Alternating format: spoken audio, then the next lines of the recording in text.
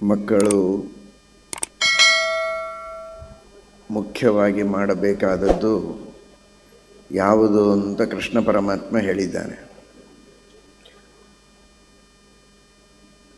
ಇವತ್ತೆಲ್ಲ ಗೊಂಬೆ ಪೂಜೆ ಮಾಡಿದ್ರ? ಕೃಷ್ಣನ ಪೂಜೆ ಆಯಿತಾ? ಮಾಡಿಲ್ಲ ಯಾರು? ಮೊನ್ನೆ ಗೊಂಬೆ ತೋರಿಸಿ ಹೋಗಿಬಿಟ್ರೆ ಆಗಲಿಲ್ಲ, ದಿವಸ ಪೂಜೆ ಮಾಡಬೇಕು. ಕೃಷ್ಣ ಪರಮಾತ್ಮ ತನ್ನ ಅವತಾರದಲ್ಲಿ ಎಲ್ಲ ಮಕ್ಕಳಿಗೆ ಕಲಿಸಿದ ಪಾಠ ಏನು ಅಂದರೆ, ತಂದೆ ತಾಯಿ ಹೇಳಿದ್ದನ್ನು ಚೆನ್ನಾಗಿ ಕೇಳಬೇಕು, ಅವರು ಏನು ಹೇಳ್ತಾರೋ ಅದನ್ನು ಮಾಡಬೇಕು. ಇದೇ ಮುಖ್ಯವಾದದ್ದು ಮಕ್ಕಳು ಮಾಡುವ ಕೆಲಸ. ಮುಂದೆ ಬನ್ನಿ, ಚಿಕ್ಕ ಮಕ್ಕಳು ಮುಂದೆ ಬಂದು ಕೂಡ್ರಿ. ವಸುದೇವ, ದೇವಕಿ, ಅದೇ ರೀತಿ ನಂದ, ಯಶೋದ. ಕೃಷ್ಣ ಪರಮಾತ್ಮನ ತಂದೆ ತಾಯಿ ಯಾರು? ವಸುದೇವ, ದೇವಕಿ. ಮತ್ತು ಸಾಕು ತಂದೆ ತಾಯಿ ನಂದ, ಯಶೋದ. ಅವರು ಏನು ಹೇಳ್ತಾ ಇದ್ದರೋ ಅದನ್ನು ಶ್ರೀಕೃಷ್ಣ ಪರಮಾತ್ಮ ಮಾಡ್ತಾ ಇದ್ದ. ತಂದೆ ತಾಯಿ ಹೇಳಿದ ಮಾತನ್ನು ಎಂದಿಗೂ ಮೀರ್ತಾ ಇರಲಿಲ್ಲ. ತಂದೆ ತಾಯಿಗಳ ಸೇವೆಯನ್ನು ಮಾಡ್ತಾ ಇದ್ದ. ನೀವು ಕೂಡ ಏನು ಮಾಡಬೇಕು? ತಂದೆ ತಾಯಿ ಏನು ಹೇಳ್ತಾರೋ ಅದನ್ನು ಕೇಳಬೇಕು. ಅಭ್ಯಾಸ ಮಾಡು ಅಂದಾಗ ಅಭ್ಯಾಸ ಮಾಡಬೇಕು. ಸ್ನಾನ ಮಾಡು ಅಂದರೆ ಸ್ನಾನ ಮಾಡಬೇಕು. ಸಂಧ್ಯಾ ವಂದನೆ ಮಾಡು ಅಂತಾಗ ಮುಂಜೆ ಉಪನಯನ ಆದವ್ರಿಗೆ ಹೇಳಿದರೆ ಸಂಧ್ಯಾ ವಂದನೆ ಮಾಡಬೇಕು. ದೇವರ ನಾಮ ಹೇಳು ಅಂದರೆ ಹೇಳಬೇಕು. ಪ್ರದಕ್ಷಿಣೆ, ನಮಸ್ಕಾರ ಏನು ಹೇಳ್ತಾರೋ ತಂದೆ ತಾಯಿ ಅದನ್ನು ಭಕ್ತಿಯಿಂದ ಮಾಡಬೇಕು. ಮತ್ತು ನಿಮ್ಮ ಕೈಲಾದಷ್ಟು ತಂದೆ ತಾಯಿಗಳ ಸೇವೆ ಮಾಡಬೇಕು. ಅವರಿಗೆ ನೀರು ಬೇಕು ತಂದು ಕೊಡಬೇಕು. ಬರೀ ನಿಮ್ಮ ಸೇವೆನೇ ಅವರು ಮಾಡಬಾರ್ದು.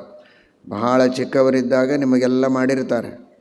ಒಂದು ಸ್ವಲ್ಪ ಶಕ್ತಿ ಬಂದ ಮೇಲೆ ಅವರೇನು ಹೇಳ್ತಾರೋ ಅದನ್ನು ತಂದು ಕೊಡಬೇಕು. ಗೊತ್ತಾಯ್ತಾ?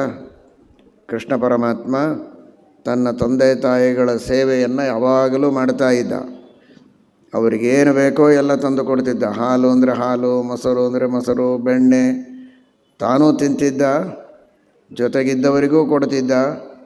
ತಂದೆ ತಾಯಿಗಳಿಗೆ ಬೇಕು ಅಂದರೂ ತಂದು ಕೊಡ್ತಿದ್ದ. ಆ ರೀತಿ ತಂದೆ ತಾಯಿಗಳ ಸೇವೆ ಮಾಡಬೇಕು. ಒಂದು ದಿವಸ ಕೃಷ್ಣನ ತಂದೆ ನಂದ ದ್ವಾದಶಿ ದಿವಸ ನದಿ ಸ್ನಾನಕ್ಕೆ ಅಂತ ಹೋದರೆ ನದಿಯಲ್ಲಿ ಮುಳುಗಿಬಿಟ್ಟ. ವರುಣ ಲೋಕಕ್ಕೆ ಕರೆದುಕೊಂಡು ಹೋಗ್ತಾರೆ ವರುಣ ದೂತರು. ನದಿಗಳ ದೇವತೆ ಯಾರು ಗೊತ್ತಾ? ವರುಣ. ವರುಣ ಲೋಕಕ್ಕೆ ನಂದನನ್ನು ಕರೆದುಕೊಂಡು ಹೋದರೆ ಕೃಷ್ಣ ಪರಮಾತ್ಮ ತಂದೆಯ ಸೇವೆ ಮಾಡಬೇಕು ಅಂತ ತಾನೂ ನದಿಯಲ್ಲಿ ಹಾರ್ತಾನೆ. ನೀವೆಲ್ಲ ಹಾರಲಿಕ್ಕೆ ಹೋಗಬೇಡಿ. ತಂದೆಯ ಸೇವೆ ಮಾಡಬೇಕು, ಇಷ್ಟನ್ನೇ ತಿಳ್ಕೊಳ್ಳಿ. ನದಿಯಲ್ಲಿ ಹಾರಿ ವರುಣ ಲೋಕಕ್ಕೆ ಹೋಗಿ ಆ ವರುಣನಿಗೆ ಕೇಳ್ತಾನೆ, ಯಾಕೆ ನಮ್ಮ ತಂದೆಯನ್ನು ಕರ್ಕೊಂಡು ಹೋಗಿದ್ದೀರಿ ಅಂತ. ನನಗೆ ಗೊತ್ತಿಲ್ಲ, ನನ್ನ ದೂತರು ಕರೆದುಕೊಂಡು ಬಂದಿದ್ದಾರೆ, ಕ್ಷಮಾ ಮಾಡಿರಿ ಅಂತ ವರುಣದೇವರು ಸಾಷ್ಟಾಂಗ ನಮಸ್ಕಾರ ಹಾಕಿ ಕೃಷ್ಣನಿಗೆ ಅವರ ತಂದೆಯನ್ನು ಮತ್ತೆ ಒಪ್ಪಿಸಿಬಿಡ್ತಾನೆ. ಆ ನಂದನನ್ನು ಕರೆದುಕೊಂಡು ಬಂದು ಸಕಾಲಕ್ಕೆ ಪಾರಣೆ ಮಾಡಿಸ್ತಾನೆ ದ್ವಾದಶಿ ದಿವಸ. ಅರ್ಥ ಆಯ್ತಾ ಕಥೆ? ಹಾಗೆ ತಂದೆ ತಾಯಿಗಳಿಗೆ ಏನೇ ಬೇಕಾದರೂ ಅವರ ಸೇವೆಯನ್ನು ಮಾಡಬೇಕು, ನಮಸ್ಕಾರ ಮಾಡಬೇಕು, ಅವರ ಕೈಕಾಲು ಒತ್ತಿ ಸೇವೆ ಮಾಡಿ ಆಶೀರ್ವಾದ ಪಡೆದುಕೊಳ್ಬೇಕು. ಮಾಡ್ತೀರಾ? ಇವತ್ತಿನಿಂದ ಸೇವೆ ಮಾಡ್ತೀರಾ ಇಲ್ವೋ? ಕಾಲು ಮುಟ್ಟು ನಮಸ್ಕಾರ ಮಾಡಿದ್ರಾ? ಬೆಳಗ್ಗೆ ಮಾಡಿಲ್ಲ, ಸುಳ್ಳು ಹೇಳ್ತೀರಿ. ದಿವಸ ಬಂದು ಮುಂದೆ ಕೂಡೋದು, ಫೆಡೆ ತೊಗೊಂಡು ಹೋಗೋದು, ಇಷ್ಟೇ ಕೆಲಸನಾ? ದಿವಸ ಕೃಷ್ಣನ ಪೂಜೆ ಮಾಡು ಅಂತ ಹೇಳಿದ್ರೆ ಅದನ್ನು ಮಾಡಲಿಲ್ಲ. ತಂದೆ ತಾಯಿಗೆ ನಮಸ್ಕಾರ ಮಾಡು ಅಂದರೆ ಮಾಡಲಿಲ್ಲ. ಬರೀ ಕೇಳಬಾರ್ದು, ಕೇಳಿದ್ದನ್ನು ಸರಿಯಾಗಿ ಮಾಡಬೇಕು. ಗೊತ್ತಾಯ್ತಾ? ಕರೆಕ್ಟಾಗಿ ಮಾಡಿದ್ದೀರಿ ಅಂತ ನಿಮ್ಮ ತಂದೆ ತಾಯಿ ಹೇಳಿದರೆ 2 ಫೆಡೆ ಕೊಡ್ತೀವಿ ನಾಳೆಯಿಂದ. ಶ್ರೀಕೃಷ್ಣ ಅರ್ಪಣಮಸ್ತು. ಸೃಷ್ಟಿಸ್ಥಿತ್ಯಪ್ಯಯೇಹಾ ನಿಯತಿದೃಶಿತಮೋ ಬಂಧಮೋಕ್ಷಾಶ್ಚ ಯಸ್ಮಾತ್ ಅಸ್ಯ ಶ್ರೀ ಬ್ರಹ್ಮರುದ್ರ ಪ್ರಭೃತಿಸುರನರದ್ವೀಷಶತ್ರುವಾತ್ಮಕಸ್ಯ ವಿಷ್ಣೋರ್ವ್ಯಸ್ತಾಃ ಸಮಸ್ತಾಃ ಸಕಲಗುಣನಿಧಿಃ ಸರ್ವದೋಷವ್ಯಪೇತಃ ಪೂರ್ಣಾನಂದಾವ್ಯಯೋ ಯೋ ಗುರುರಪಿ ಪರಮಶ್ಚಿಂತಯೇತಂ ಮಹಾಂತಂ ಜನ್ಮಾದ್ಯಸ್ಯ ಯತೋನ್ಮಯಾದಿತರತಶ್ಚಾರ್ಥೇಷ್ವಭಿಜ್ಞಸ್ವರಾಟ್ ತೇನೇ ಬ್ರಹ್ಮಹೃದಾಯ ಆದಿಕವಯೇ ಮುಹ್ಯಂತಿ ಯಂ ಸೂರಯಃ ತೇಜೋ ವಾರಿಮೃದಾಂ ಯಥಾ ವಿನಿಮಯೋ ಯತ್ರ ತ್ರಿಸರ್ಗೋ ಮೃಷಾ ಧಾಮ್ನಾ ಸ್ವೇನ ಸದಾ ನಿರಸ್ತಕುಹಕಂ ಸತ್ಯಂ ಪರಂ ಧೀಮಹಿ. ಧರ್ಮವಿಜ್ಞಾನವೈರಾಗ್ಯಪರಮೈಶ್ವರ್ಯಶಾಲಿನಃ ಆನಂದತೀರ್ಥಭಗವತ್ಪಾದಾನ್ ವಂದೇ ನಿರಂತರಂ. ಭವತಿ ಯದನುಭಾವಾದೇಡಮೂಕೋऽಪಿ ವಾಗ್ಮೀ ಜಡಮತಿರಪಿ ಜಂತುರ್ಜಾಯತೆ ಪ್ರಾಜ್ಞಮೌಲಿಃ ಸಕಲವಚನಚೇತೋ ದೇವತಾ ಭಾರತೀ ಸಾ ಮಮ ವಚಸಿ ನಿಧತ್ತಾಂ ಸನ್ನಿಧಿಂ ಮಾನಸೇ ಚ. ಯಂ ಪ್ರವ್ರಜन्तमनुपेतमपेतकृत्यं ದ್ವೈಪಾಯನೋ ವಿರಹಕಾತರ ಆಜುಹಾವ ಪುತ್ರೇತಿ ತನ್ಮಯತಯಾ ತರವೋಪಿ ನೇದುಸ್तं ಸರ್ವಭೂತಹೃದಯಂ ಮುನಿಮಾನತೋಸ್ಮಿ. ನಮೋऽस्तु ತಾತ್ವಿಕಾ ದೇವಾಃ ವಿಷ್ಣುಭಕ್ತಿಪರಾಯಣಾಃ ಧರ್ಮಮಾರ್ಗೇ ಪ್ರೇರಯಂತು ಭವಂತಃ ಸರ್ವ ಏವ ಹಿ. ಸನತ್ಕುಮಾರಶಿಷ್ಯಾಯ ಸರ್ವಶಾಸ್ತ್ರಾರ್ಥವೇದಿನೇ ವಿಷ್ಣುಭಕ್ತಿಪ್ರಬೋಧಾಯ ನಾರದಾಯ ನಮೋ ನಮಃ. ನೌಮಿನ್ಯಾಯ ಸುಧಾದಿಕೃಜ್ಜಯಮುನೀನ್ ಶ್ರೀಪಾದರಾಟ್ಸನ್ಮಣೀನ್ ವ್ಯಾಸಾರ್ಯಾನ್ ವಿವಿಧಾಗಮಾಬ್ಧಿವಿಹರಾನ್ ಶ್ರೀವಾದಿರಾಜಾನಪಿ ವಂದೇ ಹಂಸವರಾನ್ ರಘೂತ್ತಮಗುರೂನ್ ವೈದಗ್ಧ್ಯವಾರಾಂ ನಿಧೀನ್ ಶ್ರೀ ಸತ್ಯವ್ರತ ರಾಘವೇಂದ್ರಮುನಿಪಾನ್ ಸದ್ಬೋಧಸಧ್ಯಾನಪಾನ್. ಗುರುರಾಜಾಭಿಧೋ ವಿಪ್ರಹ ಗುತ್ತಲಾನ್ವಯಜಸ್ಸುಧೀಃ ಯತಿರಾಜಂ ತಮಾಶ್ರಯೇ ಸತ್ಯಾಭಿಜ್ಞಕರಾಬ್ಜೋತ್ಥಾನ್ ಪಂಚಾಶದ್ವರ್ಷಪೂಜಕಾನ್ ಸತ್ಯಪ್ರಮೋದತೀರ್ಥಾರ್ಯಾನ್ ನೌಮಿನ್ಯಾಯ ಸುಧಾರತಾನ್.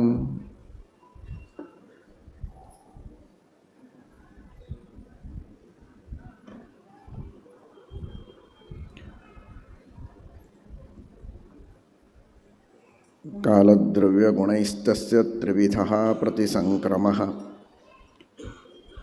ಆದ್ಯಸ್ತು ಮಹತಃ ಸರ್ಗಃ ಗುಣವೈಷಮ್ಯಮಾತ್ಮನಃ.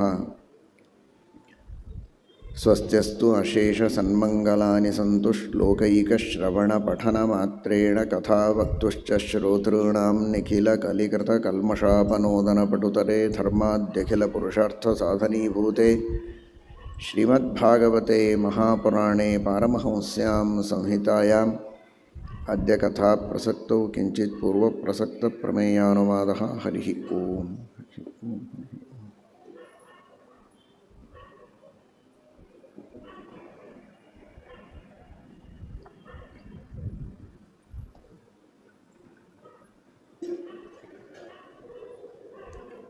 ಅನಂತ ಶಕ್ತಿ ಸಂಪನ್ನನಾದ ಭಗವಂತ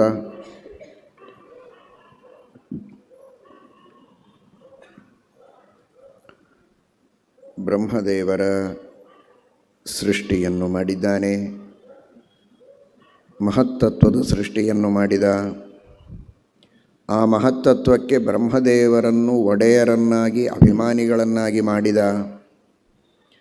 ಬ್ರಹ್ಮದೇವರ ಪರಿಶುದ್ಧತೆ ಎಷ್ಟಿದೆ ಅಂತ ಅದನ್ನು ತಿಳಿಯುವುದಾದರೆ ಗೀತಾ ತಾತ್ಪರ್ಯದಲ್ಲಿ ಶ್ರೀಮದಾಚಾರ್ಯರಂತಾರೆ ಸತ್ವ ಸತ್ವ ಮಹಾಸತ್ವ ಸೂಕ್ಷ್ಮ ಸತ್ವಶ್ಚತುರ್ಮುಖ ಅಂತ. ಅಷ್ಟು ಶುದ್ಧ ಸಾತ್ವಿಕರು, ಪರಮಶುದ್ಧರು ಅನ್ನುವುದಕ್ಕಾಗಿ ಹಿಂದೆ ನೀವು ಕೇಳಿದಿರಿ ದ್ವಿತೀಯ ಸ್ಕಂಧದಲ್ಲಿ ನಭಾರತೀಮೇಂಗ ಮೃಷೋಪಲಕ್ಷತೆ ಅಂತ. ಅನಾದಿ ಕಾಲದಿಂದ ಪರಿಶುದ್ಧವಾದ ಜ್ಞಾನ, ಒಂದೂ ಸುಳ್ಳು ಮಾತಿಲ್ಲ, ತಪ್ಪಿಲ್ಲ, ಪಾಪ ಇಲ್ಲ, ಭಗವಂತನ ವಿರೋಧ ಇಲ್ಲ, ಶಾಸ್ತ್ರ ವಿರುದ್ಧವಾದ ಆಚರಣೆ ಇಲ್ಲ. ಅಂತಹ ಪರಿಶುದ್ಧ ತಮರು ಬ್ರಹ್ಮದೇವರು, ಅಂತಹ ಪರಿಶುದ್ಧ ಸತ್ವರು. ಆ ಬ್ರಹ್ಮದೇವರ ಈ ಸಮಸ್ತವಾದ ಜಗತ್ತಿನ ಸೃಷ್ಟಿಗೆ ಗುಣವೈಷಮ್ಯ ಅಂತ ಕರೀತಾರೆ. ಸಮಸ್ತವಾದ ಜಗತ್ತಿನ ಪ್ರಲಯಕ್ಕೆ ಗುಣಸಾಮ್ಯ ಅಂತ ಕರೀತಾರೆ. ಪ್ರಳಯ ಕಾಲದಲ್ಲಿ ಸತ್ವಗುಣ, ರಜೋಗುಣ, ತಮೋಗುಣಗಳೆಲ್ಲ ಪರಸ್ಪರ ಮಿಶ್ರವಾಗಿರುತ್ತವೆ. ಹಾಗಾಗಿ ಎಲ್ಲದರಲ್ಲಿಯೂ ಸಾಮ್ಯ ಬಂದಿರುತ್ತೆ. ಪ್ರಳಯ ಸೃಷ್ಟಿಕಾಲದಲ್ಲಿ ಮಾತ್ರ ಸತ್ವಗುಣ ಶುದ್ಧವಾಗಿ ಹಾಗೇ ಇರುತ್ತೆ. ವಿಚಿತ್ರ ಏನು ಅಂದರೆ, ಇಡೀ ಜಗತ್ತಿನ ಸೃಷ್ಟಿಯಲ್ಲಿ ದೇವರು ಸತ್ವಗುಣ, ರಜೋಗುಣ, ತಮೋಗುಣಗಳನ್ನು ಮೂಲ ಪ್ರಕೃತಿಯಿಂದ ತೆಗೆದರೆ ಸೃಷ್ಟಿಯಲ್ಲಿ ಸತ್ವಗುಣ ಬರೋದೇ ಇಲ್ಲ. ಶುದ್ಧವಾದ ಸತ್ವಗುಣ ಕೇವಲ ಮೋಕ್ಷದಲ್ಲಿರುವ ಜೀವರು ಉಪಭೋಗ ಮಾಡುವುದಕ್ಕಿರುವ ವಸ್ತುಗಳನ್ನು ಆ ಶುದ್ಧ ಸತ್ವಗುಣದಿಂದ ನಿರ್ಮಾಣ ಮಾಡಿಕೊಡ್ತಾನೆ ಮೋಕ್ಷದಲ್ಲಿ. ಸೃಷ್ಟಿಯೊಳಗೆ ಮಹತ್ತತ್ವವನ್ನು ಆರಂಭ ಮಾಡಿಕೊಂಡು, ಬ್ರಹ್ಮದೇವರನ್ನು ಆರಂಭ ಮಾಡಿಕೊಂಡು ತೃಣಜೀವದವರೆಗೆ ಯಾರದೇ ದೇಹದ ಸೃಷ್ಟಿಯಾಗಲಿ, ಯಾವುದೇ ತತ್ವದ ಸೃಷ್ಟಿಯಾಗಲಿ ಸತ್ವಗುಣ ಶುದ್ಧವಾದದ್ದು ಬರೋದೇ ಇಲ್ಲ. ರಜೋಗುಣ, ತಮೋಗುಣ ಎರಡರಿಂದಲೇ ಇಡೀ ಜಗತ್ತಿನ ಸೃಷ್ಟಿಯಾಗುವುದು. ಆದರೆ ಅದರಲ್ಲಿಯೂ ಗಮನಿಸಬೇಕಾದ ರಹಸ್ಯ ಇದೆ. ರಜೋಗುಣ ಅಂತ ಹೆಸರಿಗೆ, ಆ ಬ್ರಹ್ಮದೇವರ ಸೃಷ್ಟಿಯಲ್ಲಿರುವ ರಜೋಗುಣ ಏನಿದೆ ಅದು ಎಷ್ಟಿದೆ ಅಂತ ಲೆಕ್ಕ ಕೊಡ್ತಾರೆ ಶ್ರೀಮದ್ ಆಚಾರ್ಯರು. ಆ ರಜೋಗುಣದಲ್ಲಿ ಸರಿಯಾಗಿ 3 ಗುಣಗಳ ಮಿಶ್ರಣ ಆಗಿದೆ. ಯಾವುದು ಎಷ್ಟಿದೆ ಅಂದರೆ 100 ಸತ್ವಗುಣ ಇದೆ, 100 ರಜೋಗುಣ ಇದೆ. ರಜೋಗುಣ 1 ಇದೆ. ರಜೋಗುಣ 1, ಸತ್ವಗುಣ 100, 100 ತಮೋಗುಣ ಇದೆ. ಅಂದರೆ ಬ್ರಹ್ಮದೇವರ ಶರೀರದಲ್ಲಿ, ಇಡೀ ಮಹತ್ತತ್ವದಲ್ಲಿ ಅಥವಾ ಬ್ರಹ್ಮ ಶರೀರದಲ್ಲಿ ತಮೋಗುಣ ಇಲ್ಲದೇ ಇದ್ದ ಹಾಗೆ ಲೆಕ್ಕ. ಇದೆ ಅಂದರೆ ಇದೆ ಅಷ್ಟೇ. ಅದನ್ನು ಇನ್ನೊಂದು ರೀತಿಯಲ್ಲಿ ತಿಳಿಯೋದಾದರೆ 10,000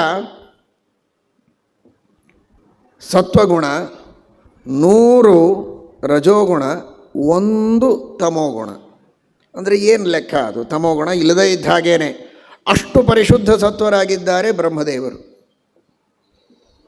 ಇಂತಹ ಅದ್ಭುತವಾದ ಆ ಬ್ರಹ್ಮದೇವರು, ಆ ಬ್ರಹ್ಮದೇವರಾಗುವವರೇ ಭಾವಿ ಬ್ರಹ್ಮರು, ವಾಯುದೇವರು. ಆ ವಾಯುದೇವರೇ ನಮ್ಮ ಗುರುಗಳಾದ ಶ್ರೀಮದ್ ಆನಂದತೀರ್ಥ ಭಗವತ್ಪಾದಾಚಾರ್ಯರು.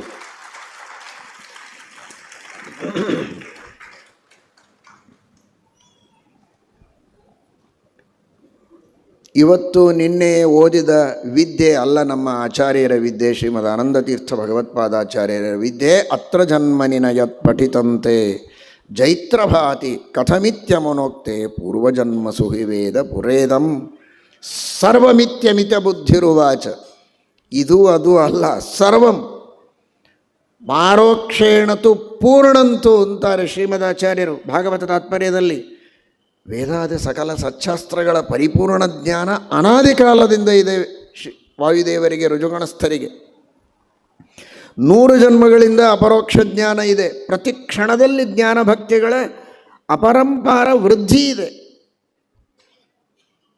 ಅಂತಹ ಅತ್ಯದ್ಭುತವಾದ ಜ್ಞಾನದ ಸಾಗರ ಅಂದರೆ ಮಹಾಸಾಗರ, ಅದು ಬ್ರಹ್ಮದೇವರು, ವಾಯುದೇವರು, ಶ್ರೀಮದಾಚಾರ್ಯರು.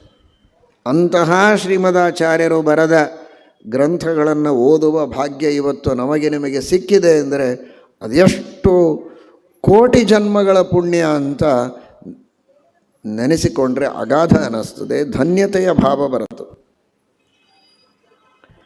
ಅಂತಹ ಅದ್ಭುತವಾದ ಸೃಷ್ಟಿಯನ್ನು ಪರಮಾತ್ಮ ಮಾಡ್ತಾನೆ. ಮುಂದೆ ಈ ಪ್ರಾಕೃತ ಸೃಷ್ಟಿಗಳು ಅಂತ 6 ಮಹತ್ತ ಅಹಂಕಾರ ತತ್ವಗಳು ಹಾಗೂ ಅದರೊಳಗಿನ ವೈಕಾರಿಕ ತೈಜಸ ತಾಮಸ ಸೇರಿದರೆ 5 ಆಯಿತು. 6ನೇದು ಅವಿದ್ಯಾ ಸೃಷ್ಟಿ. ಅದರಲ್ಲಿ ತಮಸ್ಸು, ಮೋಹ, ಮಹಾಮೋಹ, ತಮಿಸ್ರ, ಅಂಧತಾಮಿಸ್ರ ಅಂತ. ತಮಸ್ಸು ಅಂದರೆ ಕತ್ತಲೆ, ಜ್ಞಾನಕ್ಕೆ ವಿರೋಧಿಯಾದದ್ದು. ಮೋಹ ಅಂದರೆ ವಿಪರೀತ ಜ್ಞಾನ, ತಪ್ಪು ತಿಳುವಳಿಕೆ, ಬಹಳ ಕೆಟ್ಟದ್ದದು. ದುರ್ಯೋಧನ ತಪ್ಪು ತಿಳಿದದ್ದಕ್ಕೇನೆ ಇಂತಹ ದೊಡ್ಡ ಘೋರ ಯುದ್ಧ ಆಯಿತು. ಬಾಗಿಲಿದಲ್ಲಿ ಬಾಗಿಲೆಲ್ಲ ಅಂತ ತಿಳಿದ, ಇಲ್ಲದೇ ಇದ್ದಲ್ಲಿ ಇದೆ ಅಂತ ತಿಳಿದ, ನೀರಿಲ್ಲದೇ ಇದ್ದಲ್ಲಿ ಇದೆ ಅಂತ ತಿಳಿದ, ಇದ್ದಲ್ಲಿ ಇಲ್ಲ ಅಂತ ತಿಳಿದ. ಅಷ್ಟಕ್ಕೆ ದ್ರೌಪದಿ ನಕ್ಕಳು, ಅಷ್ಟಕ್ಕೆ ಅವನಿಗೆ ಕೋಪ, ಅಷ್ಟಕ್ಕೆ ಜೂಜಾಟ, ಅದರಿಂದ ಮಹಾಯುದ್ಧ, ಸರ್ವನಾಶ ಆಯಿತು. ಮೂಲ ತಪ್ಪು ತಿಳುವಳಿಕೆ. ಒಂದು ಸ್ತಂಭ, ಬಾಗಿಲು, ನೀರು ಇದರ ಬಗ್ಗೆ ತಪ್ಪು ತಿಳಿದರೆ ಹೀಗಿರಬೇಕಾದರೆ ದೇವರ ಬಗ್ಗೆ ತಪ್ಪು ತಿಳಿದರೆ ಇನ್ನೇನು ಮಹಾನರಕ, ನಿತ್ಯ ನರಕವೇ ಆಗತ್ತೆ. ಎಂದಿಗೂ ತಪ್ಪು ತಿಳುವಳಿಕೆ ಸಲ್ಲದು. ಯಥಾರ್ಥ ಜ್ಞಾನವನ್ನು ಪಡೆಯುವ ಆಗ್ರಹ ಇರಬೇಕು. ಕೆಲವರೆಲ್ಲ ತಮ್ಮ ಔದಾರ್ಯವನ್ನು ಎಲ್ಲಿ ತೋರಬೇಕೋ ಅಲ್ಲಿ ತೋರಬೇಕು. ಇಲ್ಲಿ ಊಟಕ್ಕೆ ಕೂಡ್ತೀರ, ಅಲ್ಲಿ ಕೂಡು, ಎಲ್ಲಿ ಆದರೆ ನಮಗೆ ಪರವಾಗಿಲ್ಲ. ಉದಾರ ಮನಸ್ಸು, ಇಲ್ಲಿಯೂ ಸರಿ ಅಲ್ಲಿಯೂ ಸರಿ, ಇದು ಪರವಾಗಿಲ್ಲ. ಆದರೆ ಕೆಲವರು ಇದನ್ನು ತತ್ವದ ವಿಷಯದಲ್ಲಿಯೂ ಔದಾರ್ಯವನ್ನು ತೋರುತ್ತಾರೆ. ನಮಗೆ ಯಾವ ತತ್ವ ಆದರೇನು, ಏನು ಮತ ಆದರೇನು, ಯಾವ ದೇವರಾದರೇನು, ಯಾವ ಧರ್ಮ ಆದರೇನು, ಈ ಧರ್ಮವೂ ಸರಿ ಆ ಧರ್ಮವೂ ಸರಿ, ಈ ದೇವರು ಸರಿ, ಇದಲ್ಲ. ತತ್ವ ಒಂದೇ, ಯಥಾರ್ಥವಾದ ಜ್ಞಾನ. ನಮ್ಮ ಅಹಂಕಾರದ ಮಾನ ಮರ್ಯಾದೆಗಳ ವಿಷಯದಲ್ಲಿ ಔದಾರ್ಯ ತೋರಿದರೆ ಸರಿ, ತತ್ವಜ್ಞಾನದ ವಿಷಯದಲ್ಲಿ ಯಾವುದು ಸತ್ಯವೋ ಅದನ್ನೇ ತಿಳಿಯಬೇಕು. ಎಲ್ಲ ದೇವತೆಗಳಲ್ಲಿ ತಾರತಮ್ಯ ಕ್ರಮದಿಂದ ತಿಳುವಳಿಕೆಯನ್ನು ಮೂಡಿಸಿಕೊಂಡು ಎಲ್ಲರ ಉಪಾಸನೆಯನ್ನು ಮಾಡಬೇಕು. ಆದರೆ ತಾರತಮ್ಯ ಕ್ರಮದಲ್ಲಿ ಸರ್ವೋತ್ತಮತ್ವೇನ ಶ್ರೀಹರಿಯ ಶ್ರೀಮನ್ನಾರಾಯಣನ ಉಪಾಸನೆಯನ್ನೇ ಭಕ್ತಿಯಿಂದ ಮಾಡಬೇಕು. ಆ ವಿಪರ್ಯಯ ಅದು ಮೋಹ ಅಂತಾರೆ, ಅದು ಬಹಳ ಕೆಟ್ಟದ್ದು, ಇರಬಾರದು. ಮಹಾಮೋಹ, ಅದರ ಬಗ್ಗೆ ಆಗ್ರಹ ಇರ್ತದೆ ಕೆಲವರಿಗೆ ತಪ್ಪು ತಿಳುವಳಿಕೆ ಇರ್ತದೆ, ಸ್ವಲ್ಪ ಹೇಳಿದರೆ ಸರಿಪಡಿಸಿಕೊಳ್ತಾರೆ. ಕೆಲವರಿಗೆ ಅದರ ಬಗ್ಗೆ ಆಗ್ರಹ, ಅದು ಮಹಾಮೋಹ, ಅದು ಭಾರೀ ದೊಡ್ಡ ಅವಿದ್ಯೆಯ ಕಾರ್ಯ. ಆಮೇಲೆ ತಾಮಿಸ್ರ ಅಂದರೆ ಕ್ರೋಧ, ಸಿಟ್ಟಿನೊಳಗೂ ಮನುಷ್ಯನಿಗೆ ತತ್ವಜ್ಞಾನ ಬರೋದಿಲ್ಲ. ತತ್ವಜ್ಞಾನಕ್ಕೆ ಅದು ಒಂದು ವಿರೋಧಿಯೇ. ಇನ್ನು ಅಂಧತಾಮಿಸ್ರ ಅಂದರೆ ಮನುಷ್ಯನಿಗೆ ಎಷ್ಟು ತಿಳುವಳಿಕೆ ಇದ್ದರೂ, ಏನು ಪಾಂಡಿತ್ಯ ಇದ್ದರೂ, ಕೊನೆ ಅವಸ್ಥೆಯಲ್ಲಿ ಮರಣಕಾಲ ಹತ್ತಿರ ಬಂದಾಗ, ಮರಣಕಾಲದಲ್ಲಿ ಏನೋ ಒಂದು 100 ಚೇಳು ಕಡದಷ್ಟು ದುಃಖ ಆಗ್ತದೆ ಅಂತಂತಾರೆ. ಏಕಕಾಲಕ್ಕೆ 100 ಚೇಳು ಕಡದ ಅಂಥ ವೇದನೆ. ಆ ವೇದನೆಯಲ್ಲಿ ಮೂರ್ಛೆ ಬರುತ್ತದೆ. ಮೂರ್ಛೆ ಬಂದರೆ ಏನೂ ತಿಳುವಳಿಕೆ ಇರೋದಿಲ್ಲ. ಅದು ತತ್ವಜ್ಞಾನಕ್ಕೆ ಮಹಾವಿರೋಧಿಯಾದದ್ದು, ಅದು ಅಂಧತಾಮಿಸ್ರ ಅಂತ. ಈ ರೀತಿ 5 ಪ್ರಭೇದ. ಇನ್ನೊಂದು ರೀತಿಯೂ ಶ್ರೀಮದಾಚಾರ್ಯರು ಹೇಳ್ತಾರೆ. ತಮಸ್ಸು ಅಂದರೆ ಜ್ಞಾನದ ಧ್ವಂಸ, ಮೋಹ ವಿಪರೀತ ಜ್ಞಾನ, ಮಹಾಮೋಹ ಅಂದರೆ ವಿಪರೀತ ಜ್ಞಾನದ ಆಗ್ರಹ, ತಾಮಿಸ್ರ ಅಂಧತಾಮಿಸ್ರ ಅಂದರೆ ಆಗ್ರಹ ತರ, ಆಗ್ರಹ ತಮ ಅಂತ.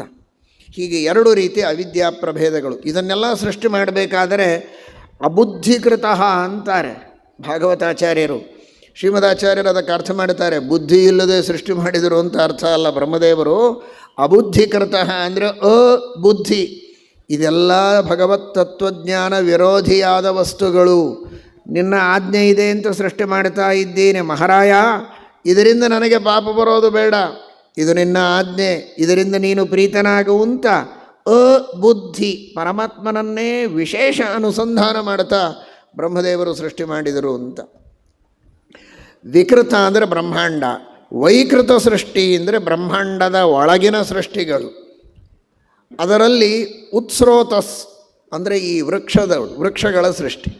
ಯಾಕೆಂದರೆ ವೃಕ್ಷಗಳು ಪರೋಪಕಾರಾಯ ಫಲಂತಿ ವೃಕ್ಷಾಃ, ಯಾವಾಗಲೂ ಪರೋಪಕಾರಕ್ಕಾಗಿ ಇರುತ್ತದೆ.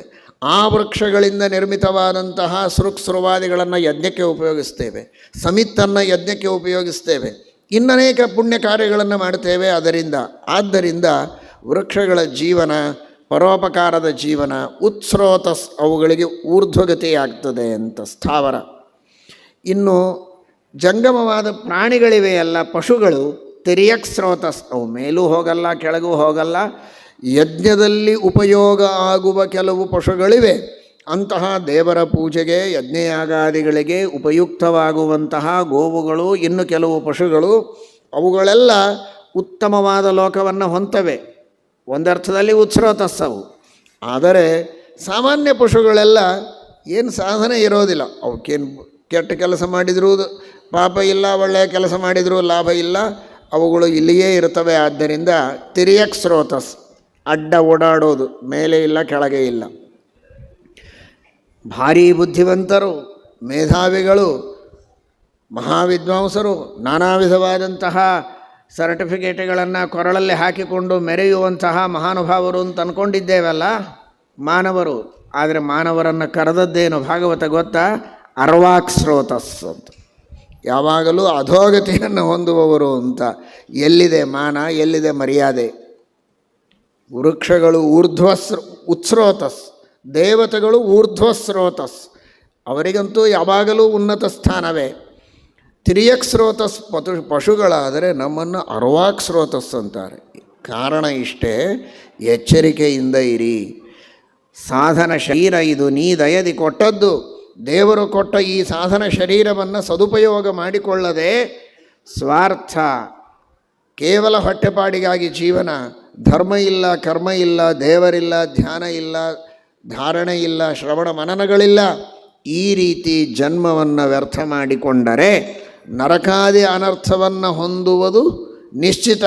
ಪ್ರಾಯ ಹೀಗೆ ನರಕಾದಿ ಅನರ್ಥಗಳನ್ನು ಹೊಂದುವ ಜನರೇ ಜಾಸ್ತಿ ಇದ್ದಾರೆ ಎನ್ನುವುದಕ್ಕೋಸ್ಕರ ಅರ್ವಾಕ್ ಸ್ರೋತಸ್ಯ ಎಂಬುದಾಗಿ ಮಾನವರನ್ನು ಕರೆದಿದ್ದಾರೆ. ಅಂತ ಹೇಳಿ ನಿರಾಶೆಯಿಂದ ಇರಬೇಕು ಅಂತ ಅರ್ಥ ಅಲ್ಲ. ಹೇಗೂ ನಮ್ಮನ್ನು ಅರ್ವಾಕ್ ಸ್ರೋತಸ್ ಅಂತ ಕರೆದಿದ್ದಾರಲ್ಲ, ಏನು ಮಾಡಿದರೂ ನಾವು ಕೆಳಗೆ ಹೋಗೋದು ಅಂದಮೇಲೆ ಯಾಕೆ ಕಷ್ಟಪಡಬೇಕು ಅಂತ. ಸತ್ಕರ್ಮಗಳನ್ನು ಮಾಡದಿದ್ದರೆ, ಸಜ್ಜನರ ಸಹವಾಸ ಮಾಡದಿದ್ದರೆ ಅಧೋಗತಿ. ಸಜ್ಜನರ ಸಹವಾಸದಿಂದ ಜ್ಞಾನವನ್ನು ಪಡೆದು ಸತ್ಕರ್ಮಗಳನ್ನು ಮಾಡಿ ಉತ್ತಮವಾದ ಗತಿಯನ್ನು ಹೊಂದುವುದಕ್ಕೆ ಅವಶ್ಯವಾಗಿ ಅವಕಾಶ ಇದೆ.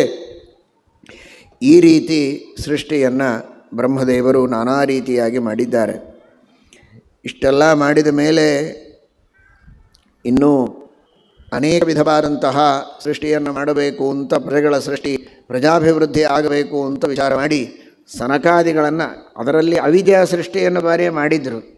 ಹಾಗೆಲ್ಲ ಅನ್ನಬಾರದು, ಮನಸ್ಸಿಗೆ ಬೇಜಾರಾಯಿತು ಅಂತ. ಯಾಕೆ ಅಂದರೆ ಪುರಾಣದಲ್ಲಿ ಹಾಗಿದೆ, ಅದರ ತಾತ್ಪರ್ಯ ತಿಳಿಬೇಕು. ಹರ್ಯಾಜ್ಞಾಕರಣಾದೇವ ಪುಣ್ಯಮೇಭಿರವಾಪ್ಯತೆ ಅಂತ ಒಂದು ನಿರ್ಣಯವನ್ನು ಆಚಾರ್ಯರು ಹೇಳಿದ್ದಾರೆ. ಅವರೆಲ್ಲ ಕೆಟ್ಟ ಕೆಲಸ ಮಾಡಿದರು, ಪಾಪ ಬಂತು ಅಂತ ಹಾಗನೋ ಹಾಗೆ ಇಲ್ಲ. ಬ್ರಹ್ಮಣಸ್ತು ಅವಿಕರ್ಮತಃ, ಅವರಿಗೆ ವಿಕರ್ಮನೇ ಇಲ್ಲ. ಆದರೂ ವ್ಯವಹಾರದ ದೃಷ್ಟಿಯಲ್ಲಿ ನೋಡಲಿಕ್ಕೆ ಅವಿದೆ, ದೇವರ ವಿರೋಧಿ, ಭಗವದ್ಜ್ಞಾನಕ್ಕೆ ಅಡ್ಡಿ, ಆತಂಕ, ವಿಘ್ನವನ್ನು ಮಾಡುವಂತಹ ವಸ್ತು. ಅದನ್ನು ಸೃಷ್ಟಿ ಮಾಡಿಬಿಟ್ಟನಲ್ಲ ಅಂತ ಇನ್ನು ಉತ್ತಮವಾದ ಒಂದು ಸೃಷ್ಟಿಯನ್ನು ಮಾಡಿ ದೇವರ ಸೇವೆ ಮಾಡೋಣ ಅಂತ ತಮ್ಮ ಮನಸ್ಸಿನಿಂದ ಸನಕ, ಸನಂದ, ಸನತ್ಕುಮಾರ, ಸನತ್ಸುಜಾತರನ್ನು ಸೃಷ್ಟಿ ಮಾಡಿದ್ದಾರೆ. ಎಂತಹ ಮಹಾ ತಪಸ್ವಿಗಳು, ಪರಮಹಂಸರು. ಶ್ರೀಮದಾನಂದ ತೀರ್ಥ ಭಗವತ್ಪಾದಾಚಾರ್ಯರು ಕುಳಿತ ಈ ದಿವ್ಯ ಪೀಠ ಪರಂಪರೆಯಲ್ಲಿ ನಾವು ಗುರು ಪರಂಪರೆಯ ಸ್ಮರಣೆ ಮಾಡುವಾಗ ಆ ಸನಕಾದಿಗಳ ಸ್ಮರಣೆ ಮಾಡ್ತೇವೆ.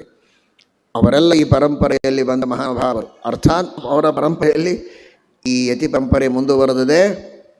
ಶ್ರೀಹಂಸಂ ಪರಮಾತ್ಮಾನಂ ವಿರಿಂಚಿಂ ಸನಕಾದಿಕಾನ್ ದೂರ್ವಾಸಸೋ ಜ್ಞಾನನಿಧೀನ್ ಇಂದ್ರವಾಹನ ತೀರ್ಥಕಾನಂತ ಈ ರೀತಿ ಆ ಗುರು ಪರಂಪರಾ ಸ್ಮರಣೆಯಲ್ಲಿ ಅವರನ್ನು ಸ್ಮರಣೆ ಮಾಡ್ತೇವೆ ನಾವು ಇವತ್ತಿಗೂ ಕೂಡ. ಊರ್ಧ್ವರೇತಸ್ಕರು, ಪರಮಹಂಸರು, ಪೂರ್ವೇಶಾಮಪಿ ಪೂರ್ವಜಾಹ. ಆದರೆ ಪಂಚಷಡ್ಢಾಯನರ್ಭಾಭಾಹ, 5-6 ವರ್ಷದ ಬಾಲಕರಂತೆ ಇರ್ತಾರೆ. ಕೋಮಲವಾದ ಶರೀರ ಮಾತ್ರ ಅಲ್ಲ, 5-6 ವರ್ಷದ ಬಾಲಕರಿಗೆ ಹೇಗೆ ಕಾಮಕ್ರೋಧಗಳ ಉದ್ರೇಕ ಇರೋದಿಲ್ಲ, ಶಾಂತವಾದ, ನಿರ್ಮಲವಾದ, ಪ್ರಸನ್ನವಾದ ಮನಸ್ಸಿರುತ್ತೆ. ಅಂತಹ ಮನಸ್ಸನ್ನು ಪಡೆದುಕೊಂಡ ಧನ್ಯಾತ್ಮರು, ಪೂತಾತ್ಮರು, ಪವಿತ್ರಾತ್ಮರು ಆ ಸನಕಾದಿಗಳು. ಆನಂದವಾಗಿದೆ ಬ್ರಹ್ಮದೇವರಿಗೆ. ಆ ಅವಿದ್ಯಾ ಸೃಷ್ಟಿಯನ್ನು ಮಾಡಿ ನನ್ನ ಮನಸ್ಸಿಗೆ ತೃಪ್ತಿ ಇಲ್ಲ, ಇಂತಹ ಭಗವದ್ಭಕ್ತರು ಮಕ್ಕಳಾಗಿ ಜನಿಸಿದರು ಅಂತ ಮನಸ್ಸಿನಿಂದಲೇ ಸೃಷ್ಟಿ ಮಾಡಿದ್ದಾರೆ. ಏನು ಆ ಪರಮಾತ್ಮನ ಅಚಿಂತ್ಯದ್ಭುತ ಶಕ್ತಿಯನ್ನು ತಿಳಿದುಕೊಳ್ಳಿ. ದೇವರ ಶಕ್ತಿ ಅಚಿಂತ್ಯ, ಬ್ರಹ್ಮಾದಿ ದೇವತೆಗಳ ಶಕ್ತಿಯೂ ಅಚಿಂತ್ಯ ಶಕ್ತಿ ಕೇವಲ ದೇವರಿಗಿದೆ ಅಂತ ಕೆಲವರು ತಿಳಿದಿದ್ದಾರೆ. ನಿಸೀಮವಾದ ಅಚಿಂತ್ಯ ಶಕ್ತಿ ದೇವರಿಗೆ ಮಾತ್ರ ಇದೆ. ಆದರೆ ಎಲ್ಲ ದೇವತೆಗಳಿಗೂ ಅಚಿಂತ್ಯ ಶಕ್ತಿ ಇದೆ. ಪೃಥಿವ್ಯಾದ್ಯಭಿಮಾನಿನ್ಯ ದೇವತಾ ಪ್ರಥಿತೌಜಸಃ ಅಚಿಂತ್ಯಾಶಕ್ತಯಸ್ತಾಸಾಂ ದೃಶ್ಯಂತೆ ಮುನಿಭಿಶ್ಚತಃ ಅಂತ ಸೂತ್ರಭಾಷ್ಯದಲ್ಲಿ ಶ್ರೀಮದ್ ಆಚಾರ್ಯರು ಹೇಳ್ತಾರೆ. ಆದ್ದರಿಂದ ಎಲ್ಲರಿಗೆ ಅಚಿಂತ್ಯ ಶಕ್ತಿ, ಮನಸ್ಸಿನಿಂದಲೇ ಅವರನ್ನು ಸೃಷ್ಟಿ ಮಾಡಿದ್ದಾರೆ. ಅದ್ಭುತವಾದಂತಹ ವ್ಯಕ್ತಿತ್ವ. ಅಂತಹ ಸನಕಾದಿಗಳ ಸೃಷ್ಟಿ ಮಾಡಿದರು. 2ನೇ ಕ್ಷಣಕ್ಕೆ ಅವರಿಗೆ ಆಜ್ಞೆ ಮಾಡುತ್ತಾರೆ. ಎಲ್ಲ ಭಗವತ್ ಸಂಕಲ್ಪ ಗೊತ್ತು ಬ್ರಹ್ಮದೇವರಿಗೆ. ಹೀಗೆ ಮಾಡಬೇಕು ಅನ್ನೋದು ದೇವರ ಸಂಕಲ್ಪ ಅಂತ ತಿಳಿದು, ಇವರು ಯಾರೂ ಮದುವೆ ಆಗಲ್ಲ, ಇವರು ಯಾರೂ ಮಕ್ಕಳನ್ನು ಪಡೆಯೋದಿಲ್ಲ, ಇವರು ನೈಷ್ಠಿಕ ಬ್ರಹ್ಮಚರ್ಯದಿಂದಲೇ ಇದ್ದು ಸನ್ಯಾಸ ಜೀವನವನ್ನು ನಡೆಸುವವರು ಅಂತ ಬ್ರಹ್ಮದೇವರಿಗೆ ಗೊತ್ತು. ಆದರೂ ಭಗವದ್ ಆಜ್ಞೆಯಂತೆ ಸಂಕಲ್ಪದಂತೆ ಆಜ್ಞೆ ಮಾಡಬೇಕು ಅಂತ ಮಾಡಿದ್ದಾರೆ. ನೀವೆಲ್ಲ ಪ್ರಜಾವೃದ್ಧಿಯನ್ನು ಮಾಡಬೇಕು ಅಂತ ಅವರು ಸಾಷ್ಟಾಂಗ ಪ್ರಣಾಮ ಮಾಡಿ ತಮ್ಮ ಎಲ್ಲ ಆದೇಶಗಳನ್ನು ನಾವು ಪರಿಪಾಲನೆ ಮಾಡ್ತೇವೆ, ಆದರೆ ನಮ್ಮ ಯೋಗ್ಯತೆ ಅಲ್ಲ, ಅದು ನಮ್ಮ ಅಧಿಕಾರ ಅಲ್ಲ, ನಾವು ಸನ್ಯಾಸಿಗಳಾಗೇ ಇರ್ತೇವೆ ಎಂಬುದಾಗಿ ಸನಕಾದಿಗಳು ಹೇಳಿದ್ದಾರೆ. ಎಷ್ಟರ ಮಟ್ಟಿಗೆ ಇವರು ಸನ್ಯಾಸಿಗಳು ಅಂದರೆ, ಈ ಸನಕಾದಿಗಳು ಈ ಜನ್ಮದಲ್ಲಿ ಸನ್ಯಾಸಿಗಳಲ್ಲ. ಅವರು ಸ್ವರೂಪತಃ ಮೋಕ್ಷದೊಳಗೂ ವಿಜಾಯಾಹ ಏವ ಯೋಗೇಶಾಹ ಅಂತಾರೆ ಆಚಾರ್ಯರು ತಾತ್ಪರ್ಯದಲ್ಲಿ.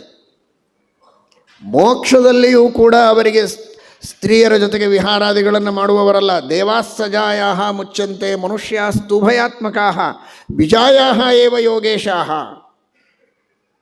ದೇವತೆಗಳು ಮೋಕ್ಷದಲ್ಲಿಯೂ ತಮ್ಮ ತಮ್ಮ ನಿಯತ ಪತ್ನಿಯರ ಜೊತೆಗೆ ಇರ್ತಾರೆ, ಮನುಷ್ಯರು ಉಭಯಥ ಇರ್ತಾರೆ.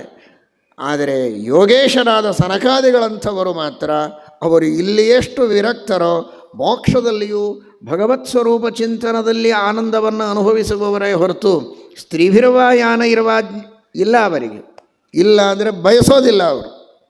ಅಂತಹ ಮಹಾನುಭಾವರು ಸನಕಾದಿಗಳು. ಹಾಗಾಗಿ ಅವರು ಹೇಳಿದರು, ನಾವು ಪ್ರಜಾಭಿವೃದ್ಧಿಯನ್ನು ಮಾಡಲಿಕ್ಕಾಗೋದಿಲ್ಲ, ಕ್ಷಮಾ ಮಾಡಬೇಕು, ಇದು ತಮಗೆ ಗೊತ್ತು ನಮ್ಮ ಸ್ವರೂಪ ಏನು ಅಂತ. ಬ್ರಹ್ಮದೇವರು ಸಿಟ್ಟಿಗೆ ಬಂದವರಂತೆ ನಾಟಕ ಮಾಡಿದ್ದಾರೆ. ನಾನು ಆಜ್ಞೆ ಮಾಡಿದರೂ ಇವರು ಪರಿಪಾಲನೆ ಮಾಡ್ತಾ ಇಲ್ಲ ಅಂತ ಭಾರೀ ಕ್ರೋಧವನ್ನು ತೋರಿಸಿದಾಗ ಆ ಕ್ರೋಧದಿಂದ ಅವತಾರ ಮಾಡಿದವರೇ ಮಹಾನುಭಾವರು ರುದ್ರದೇವರು. ರುದ್ರದೇವರು ಅವತಾರ ಮಾಡಿದ್ದಾರೆ. ರುದ್ರದೇವರು ಅವತಾರ ಮಾಡಿದ 2ನೇ ಕ್ಷಣಕ್ಕೆ ನನ್ನ ಹೆಸರೇನು, ಎಲ್ಲಿರಬೇಕು ನಾನು, ಯಾರು ನನ್ನ ಹೆಂಡತಿ ಅಂತ ಜೋರಾಗಿ ಅಳೋದಕ್ಕೆ ಪ್ರಾರಂಭ ಮಾಡಿದ್ದಾರೆ. ಸೋದ್ವೇಗ ಇವ ಬಾಲಕಃ ಸೋರೋದೀತ್ಯದರೋದೀತ್ ತದ್ರುದ್ರಸ್ಯ ರುದ್ರತ್ವಂ. ಹುಟ್ಟಿದ ಕೂಡಲೇ ರೋದನವನ್ನು ಮಾಡ್ತಾ ಇದ್ದಾರೆ. ರುದ್ರದೇವರು ಅಂದರೆ ಸಾಮಾನ್ಯ ಅಂತ ತಿಳಿಯಬೇಡಿ, ಎಲ್ಲ ಭಗವಂತನ ಸಂಕಲ್ಪ. ಆ ತಾರತಮ್ಯವನ್ನು ತಿಳಿಸುವುದು ಮಾತ್ರ ಇಲ್ಲಿ ಮುಖ್ಯ. ಮಹಾನುಭಾವರು ಜ್ಞಾನಸ್ವರೂಪರು, ದಕ್ಷಿಣಾಮೂರ್ತಿಗಳು ಜ್ಞಾನಸ್ವರೂಪರು, ವೈರಾಗ್ಯ ಸ್ವರೂಪರು, ಶಿಖಾಮಣಿಗಳು.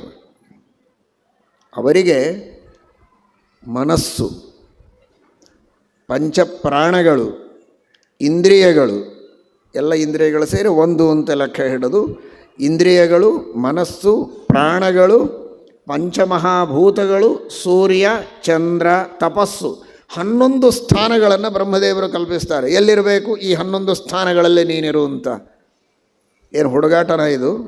ರುದ್ರದೇವರ ಮಹಿಮೆ ತಿಳಿದುಕೊಳ್ಳಿ. ಪ್ರಪಂಚದೊಳಗೆ ತುಂಬಿಕೊಂಡ ಪಂಚಮಹಾಭೂತಗಳೆಲ್ಲ ರುದ್ರದೇವರ ಮನೆ. ಮನೆ ಅಂದರೆ ಒಂದು ಮೂಲೆಯಲ್ಲಿ ಕುಳಿತವರಲ್ಲ, ಇಡೀ ಪಂಚಮಹಾಭೂತಗಳನ್ನು ವ್ಯಾಪಿಸಿ ಇದ್ದವರು. ಅಂದರೆ ಇವತ್ತು ನಿಮ್ಮೆಲ್ಲರ ಶರೀರದಲ್ಲಿ ರುದ್ರದೇವರಿದ್ದಾರೆ, ನಮ್ಮೆಲ್ಲರ ಮನಸ್ಸಿನಲ್ಲಿ, ಇಂದ್ರಿಯಗಳಲ್ಲಿ, ಪ್ರಾಣಗಳಲ್ಲಿ ರುದ್ರದೇವರಿದ್ದಾರೆ, ಸೂರ್ಯ ಚಂದ್ರರಲ್ಲಿದ್ದಾರೆ, ತಪಸ್ಸಿನಲ್ಲಿದ್ದಾರೆ. ಅಂತಹ ಮಹಾನುಭಾವರು. ನಾವೇನಾದರೂ ಅಲ್ಪ ಸ್ವಲ್ಪ ಇಂದ್ರಿಯಗಳಿಂದ ಸತ್ಕರ್ಮ ಮಾಡಬೇಕು, ಮನಸ್ಸಿನಿಂದ ಒಳ್ಳೆಯ ಧ್ಯಾನ ಮಾಡಬೇಕು, ತಪಸ್ಸು ಮಾಡಬೇಕು ಅಂತ ಬಯಸಿದರೆ ರುದ್ರದೇವರ ಅನುಗ್ರಹವನ್ನು ಬಯಸಬೇಕು. ಅವರಿಗೆ ಅನೇಕ ಹೆಸರುಗಳನ್ನು ಕೊಟ್ಟಿದ್ದಾರೆ. ನನ್ನ ಹೆಸರೇನು ಅಂತ. ಮೊದಲನೇದು ರೋದನಾದ್ ರುದ್ರ. ಹುಟ್ಟುವಾಗಲೇ ನನ್ನ ಸ್ಥಾನ ಏನು, ನನ್ನ ಕರ್ತವ್ಯ ಏನು ಅಂತ ಕೇಳಿ ಅಳತಾ ಹುಟ್ಟಿದ್ದಕ್ಕೆ ರುದ್ರ ಅಂತ ಹೆಸರು. ಜೊತೆಗೆ ಇನ್ನನೇಕ ಹೆಸರುಗಳನ್ನು ಮನು, ಮಹಾನ್, ವಾಮದೇವ, ಧೃತವ್ರತ ಇತ್ಯಾದಿ ಅನೇಕ ಹೆಸರುಗಳನ್ನು ಕೊಡ್ತಾ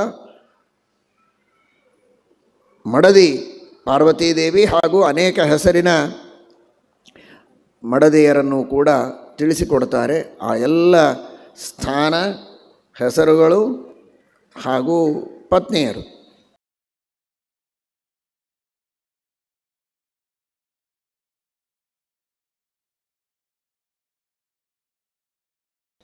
ಇಷ್ಟನ್ನು ಕೊಟ್ಟು ಸಮಾಧಾನ ಆದಮೇಲೆ ಸರಿ, ನನ್ನನ್ನು ಹುಟ್ಟಿಸಿದ್ದಕ್ಕೆ ಕಾರಣ ಏನು ಅಂತ. ಓ, ಸನಕಾದಿಗಳು ಹುಟ್ಟಿ ಸೃಷ್ಟಿ ಮಾಡುವುದನ್ನು ಮಾಡಲಿಲ್ಲ, ಆದರೆ ರುದ್ರದೇವರು ಮಾತ್ರ ಅತ್ಯಂತ ವಿನೀತರಾಗಿ ನನ್ನಿಂದ ಹುಟ್ಟಿದ 2ನೇ ಕ್ಷಣಕ್ಕೆ ಕರ್ತವ್ಯ ಕರ್ಮ ಏನು ಅಂತ ಕೇಳ್ತಾರಲ್ಲ, ಬಹಳ ಸಂತೋಷ. ಪ್ರಜಾವೃದ್ಧಿಯನ್ನು ಮಾಡುವಂಥ ಕ್ಷಣಕ್ಕೆ ಪ್ರಜಾವೃದ್ಧಿಯನ್ನು ಮಾಡಲಿಕ್ಕೆ ಪ್ರಾರಂಭ ಮಾಡಿದರು. ನಾನಾ ವಿಧವಾದಂತಹ ಭೂತಗಣ ಪ್ರೇತಗಣ ಎಲ್ಲ ಸೃಷ್ಟಿ ಮಾಡ್ತಾ ಇದ್ದರೆ ಎಲ್ಲಿ ನೋಡಿದರಲ್ಲಿ ಹುಟ್ಟಿದ್ದೇ ತಡ ಅವುಗಳು ಸಂಹಾರ ಮಾಡಲಿಕ್ಕೆ ಪ್ರಾರಂಭ ಮಾಡಿದವೆ. ಇದ್ದವರನ್ನೆಲ್ಲ ತಿನ್ನೋದು, ಧ್ವಂಸ ಮಾಡೋದು, ನಾಶ ಮಾಡೋದು. ಆಗ ಬ್ರಹ್ಮದೇವರಂದರು, ಪ್ರಜಾವೃದ್ಧಿಯಾಗಲಿ ಅಂತ ನನ್ನ ಅಪೇಕ್ಷೆ ಇತ್ತು.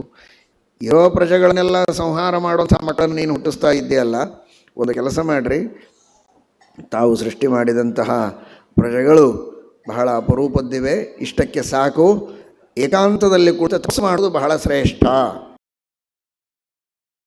ಧ್ವಂಸ ಮಾಡೋದು, ನಾಶ ಮಾಡೋದು. ಆಗ ಬ್ರಹ್ಮದೇವರಂದರು, ಪ್ರಜಾವೃದ್ಧಿಯಾಗಲಿ ಅಂತ ನನ್ನ ಅಪೇಕ್ಷೆ ಇತ್ತು. ಇರೋ ಪ್ರಜೆಗಳನ್ನೆಲ್ಲ ಸಂಹಾರ ಮಾಡುವಂಥ ಮಕ್ಕಳನ್ನು ನೀನು ಹುಟ್ಟಿಸ್ತಾ ಇದ್ದೀಯಲ್ಲ, ಒಂದು ಕೆಲಸ ಮಾಡಿರಿ, ತಾವು ಸೃಷ್ಟಿ ಮಾಡಿದಂತಹ ಪ್ರಜೆಗಳು ಬಹಳ ಅಪರೂಪದ್ದಿವೆ, ಇಷ್ಟಕ್ಕೆ ಸಾಕು, ಏಕಾಂತದಲ್ಲಿ ಕುಳಿತು ತಪಸ್ಸು ಮಾಡುವುದು ಬಹಳ ಶ್ರೇಷ್ಠ. ಹೇಗಿದ್ದರೂ ತಪಸ್ಸು ನಿನಗೊಂದು ಅಧಿಷ್ಠಾನ ಅಂತ 11 ಅಧಿಷ್ಠಾನಗಳಲ್ಲಿ ಒಂದು ಅಧಿಷ್ಠಾನ ಕೊಟ್ಟದ್ದಲ್ವೋ, ಹಾಗಾದರೆ ಏಕಾಂತದಲ್ಲಿ ಕುಳಿತು ತಪಸ್ಸನ್ನು ಮಾಡುವುದು ಉತ್ತಮ ಅಂತ ಬ್ರಹ್ಮದೇವರಿಗೆ ಹೇಳಿದರೆ ಆಯಿತು ಅಂದರೆ ಅವರು. ಯಥಾಜ್ಞಾಪಯತಿ ಭವಾನ್, ನಿಮ್ಮ ಆಜ್ಞೆಯಿಂದ ನಾನು ಸೃಷ್ಟಿ ಮಾಡಿದ್ದು, ಬೇಡ ಅಂದರೆ ಬಿಡ್ತೇನೆ ಅಂತ ಏಕಾಂತದಲ್ಲಿ ಕುಳಿತು ಆ ಭಗವಂತನ ಧ್ಯಾನವನ್ನು ಮಾಡ್ತಾ ಇದ್ದಾರೆ. ರುದ್ರದೇವರು ಮಾಡುವಂತಹ ಧ್ಯಾನ ಅಂದರೆ ಏನು ಸಾಮಾನ್ಯವಲ್ಲ. ವ್ಯಾಪ್ತನಾದ ಪರಮಾತ್ಮನನ್ನು, ಅಹಂಕಾರ ತತ್ವದವರೆಗೆ ಅವರೇ ವ್ಯಾಪ್ತರಾಗಿದ್ದಾರೆ. ಅದಕ್ಕೂ ಮೇಲೆ ಮಹತ್ತತ್ವಾದಿಗಳಲ್ಲಿಯೂ ವ್ಯಾಪ್ತನಾದ ಪರಮಾತ್ಮನನ್ನು ಧ್ಯಾನ ಮಾಡುವಂತಹ ಮಹಾಯೋಗ್ಯತೆ, ಧ್ಯಾನಮಗ್ನರಾಗಿ ರುದ್ರದೇವರು ಕುಳಿತಿದ್ದಾರೆ. ಇನ್ನು ಮುಂದೆ ಹೇಗೆ ಸೃಷ್ಟಿಯನ್ನು ಮಾಡಬೇಕು ಅಂತ ಆಲೋಚನೆ ಮಾಡಿ ಬ್ರಹ್ಮದೇವರು ಮರೀಚಿ, ಅತ್ರಿ, ಅಂಗಿರಸ್, ಪುಲಸ್ತ್ಯ, ಪುಲಹ, ಕ್ರತು, ವಸಿಷ್ಠ, ಭೃಗು, ದಕ್ಷ, ನಾರದ ಈ ಎಲ್ಲ ಪ್ರಜಾಪತಿಗಳನ್ನು ಸೃಷ್ಟಿ ಮಾಡಿದ್ದಾರೆ. ಇವರ ಮೂಲಕ ಜಗತ್ತಿನ ಸೃಷ್ಟಿಯಾಗಬೇಕು ಅಂತ. ಅದರಲ್ಲಿ ನಾರದರು ಮತ್ತು ಪರಮಹಂಸರು ಅವರೊಬ್ಬರು ಉತ್ಸಂಗಾನ್ ನಾರಜೋ ಜಜ್ಞೆ, ನಾರದರನ್ನು ತನ್ನ ತೊಡೆಯಿಂದ ಹುಟ್ಟಿಸಿದ್ದಾನೆ, ಒಬ್ಬೊಬ್ಬರನ್ನು ಒಂದೊಂದು ಅಂಗದಿಂದ ಹುಟ್ಟಿಸಿದ್ದಾನೆ. ಮರೀಚಿ ಋಷಿಗಳನ್ನು ಮನಸ್ಸಿನಿಂದ ಹುಟ್ಟಿಸಿದ, ಅತ್ರಿ ಋಷಿಗಳನ್ನು ಕಣ್ಣಿನಿಂದ ಹುಟ್ಟಿಸಿದರು. ಹೀಗೆ ಒಬ್ಬೊಬ್ಬರನ್ನು ಒಂದೊಂದು ಇಂದ್ರಿಯಗಳಿಂದ, ಒಂದೊಂದು ಅಂಗಗಳಿಂದ ಬ್ರಹ್ಮದೇವರು ಹುಟ್ಟಿಸಿದ್ದಾರೆ.